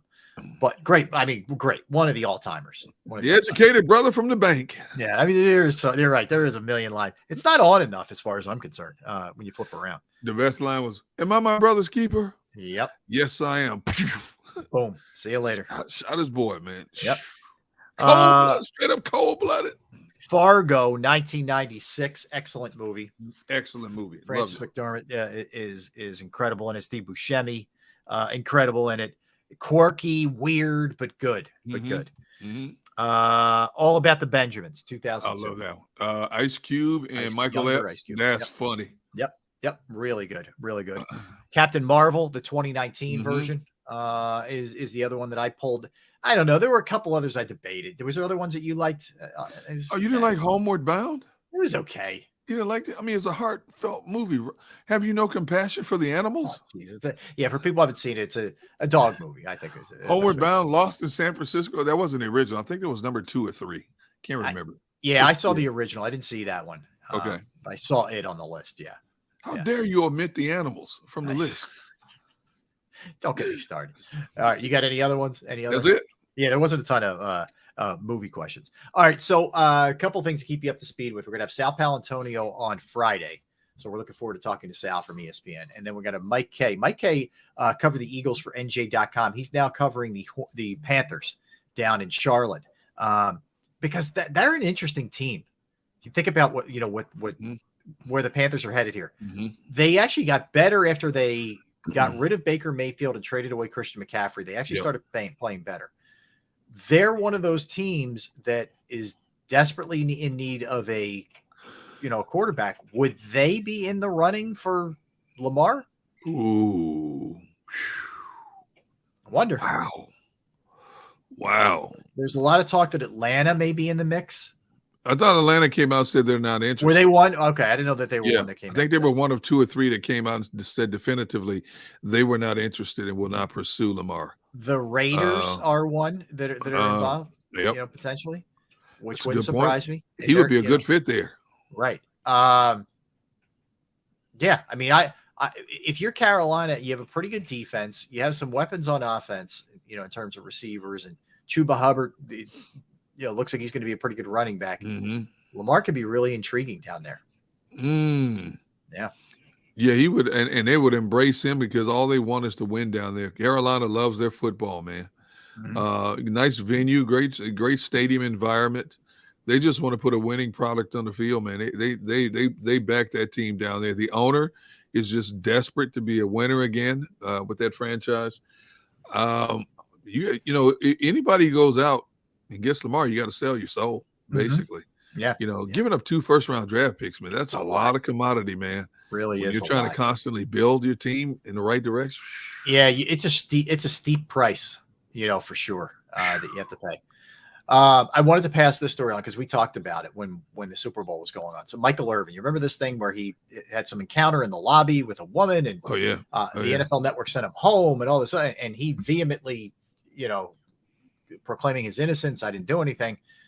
So 2 men who were in the lobby of that hotel when Irvin was accused of this misconduct with a female employee Wednesday said they didn't see him do anything wrong, and that the brief interaction with the woman appeared to be friendly. One guy's from Australia, Phil Watkins, and the other is Bryn Davis. I would assume that's a female, of Philadelphia. Appeared at a news conference via video link with Irvin and his attorney. Irvin has filed a $100 million defamation suit. Good.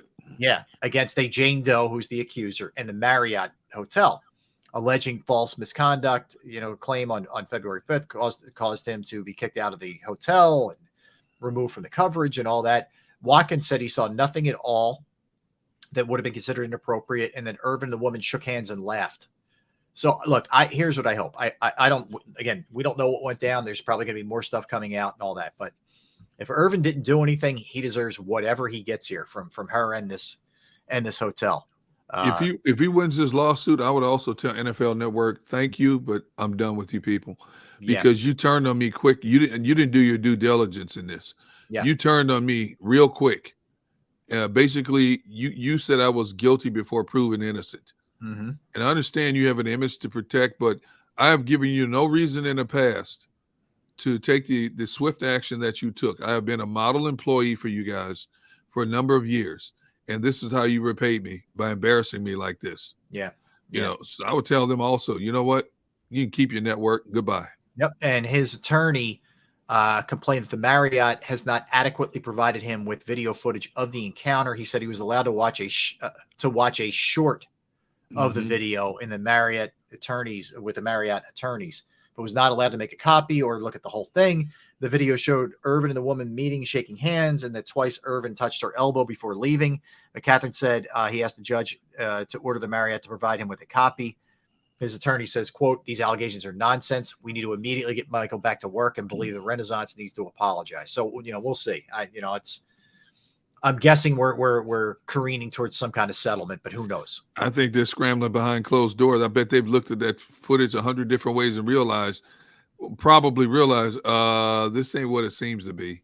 Yeah. We got to do something about this quick. We got to put this fire out in a hurry. Yeah. So I think they'll reach a settlement. Michael get 50, 60 million. I'll take it. Yeah, really. I think who knows? Who knows what ends up happening there? Talked about a couple things yesterday. Some of the guys getting cut. Like, you have teams that are in real cap hell that are just like cutting people left and right. Tampa Bay Bucks are one of them. They've moved on from Donovan Smith, the Cameron Brate, among others. There's going to be more coming too, because they're really in some caps. They entered this offseason. The Bucks did $55 million over the salary cap. $35 million is going towards retired quarterback Tom Brady. Well, when did they get that off the books, though? I don't know. And they have to be compliant within a week, by the way, by a week from today. I don't know how that works. If why are you penalized if he retires? Exactly. In any way, shape, or form. Exactly. Because if he retires, that means you don't have to pay him that money, right? Correct. So then why are you penalized cap wise? I don't know, man. Full disclosure, I find the NFL cap, like NBA too, to an extent, like your head starts spinning with some of the stuff. Some of the loopholes and some of the things that the teams do to move money and all that. Like, that's why they're on the inside and we're on the out, because they understand it. We don't. They know how to. It's like taxes, man. Businesses know how to hide money, maneuver money to get bigger tax breaks. That's why those guys are behind closed doors in the NFL doing what they do as a capologist. Because, that stuff makes my head swim, to be honest with you. And that's some guys, though. Howie's a great one at knowing how to kind of figure out what to do and where to maneuver all the chess pieces. But no thanks. I don't want any parts of that stuff. Nope. There's a reason we got into sports, and to not have to deal with that kind of nonsense. All right, so Sixers off. They get 2 actually well-deserved days off, and then they're back at it Friday. They will take on Cleveland. So if you're looking at what they have coming up going forward, if they're really trying to take a run at getting up at this top spot, so they'll play Friday night and then Sunday night at 6:00 against the Wizards. Both should be wins, especially at home. Then you get a little challenge there. You go to Cleveland. That's going to be a good game. Mm-hmm. Sixers at Cleveland. I think the last time they got smoked there, and I'm trying to remember, I think they beat Cleveland at home, but they lost there the last time they played. So after that, again, it kind of gets favorable for a little while. You go at Charlotte, at Indy, back-to-back at home against Chicago. That's where you need to make some hay, Derek, because after that, you go to Golden State, you go to Phoenix, now with Durant, you go to Denver, and then you get Dallas home, Toronto home, Milwaukee home, Boston home. So they had 2 nasty stretches. They just completed one and did a nice job, but there's another one coming right around the corner, man. It is not easy. And that's how they close out their season, right? With that stretch. Yeah, they get a couple. Yes, there's a couple more after this. So then after Boston, it's Miami, at Atlanta, at Brooklyn. But then, they're done April 9th. I mean, they're done in a month. That's crazy. NBA season's only a month away from being done. Wow. I know. Wow.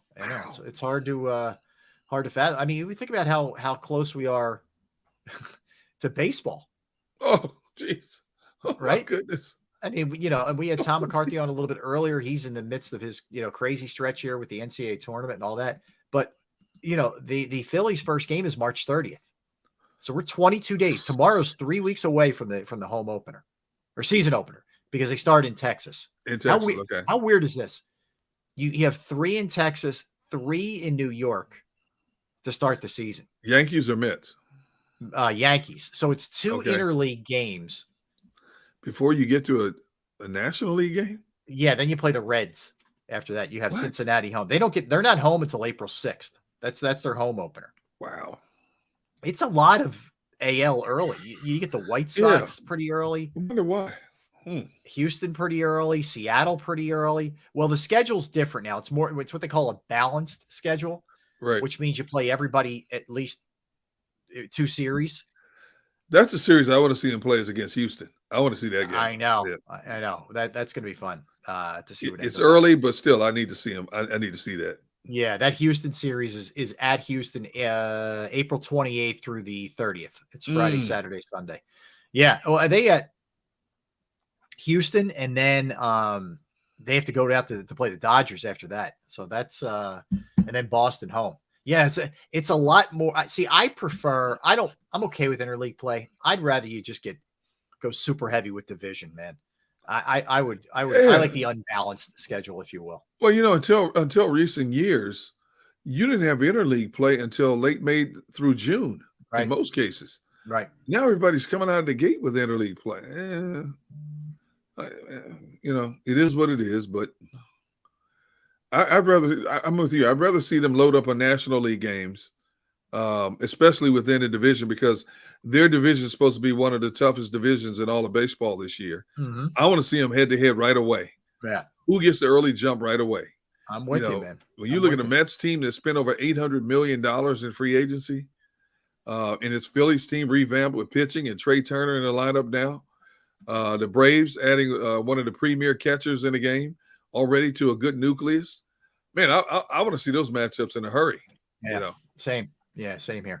All right, so I guess we never got our surprise. It was going to be Barrett calling from. They had just landed in Florida, but he said they're still in the parking lot. There's no scenery. Okay. Okay. I don't know. Here's what I know. You and I are back tomorrow.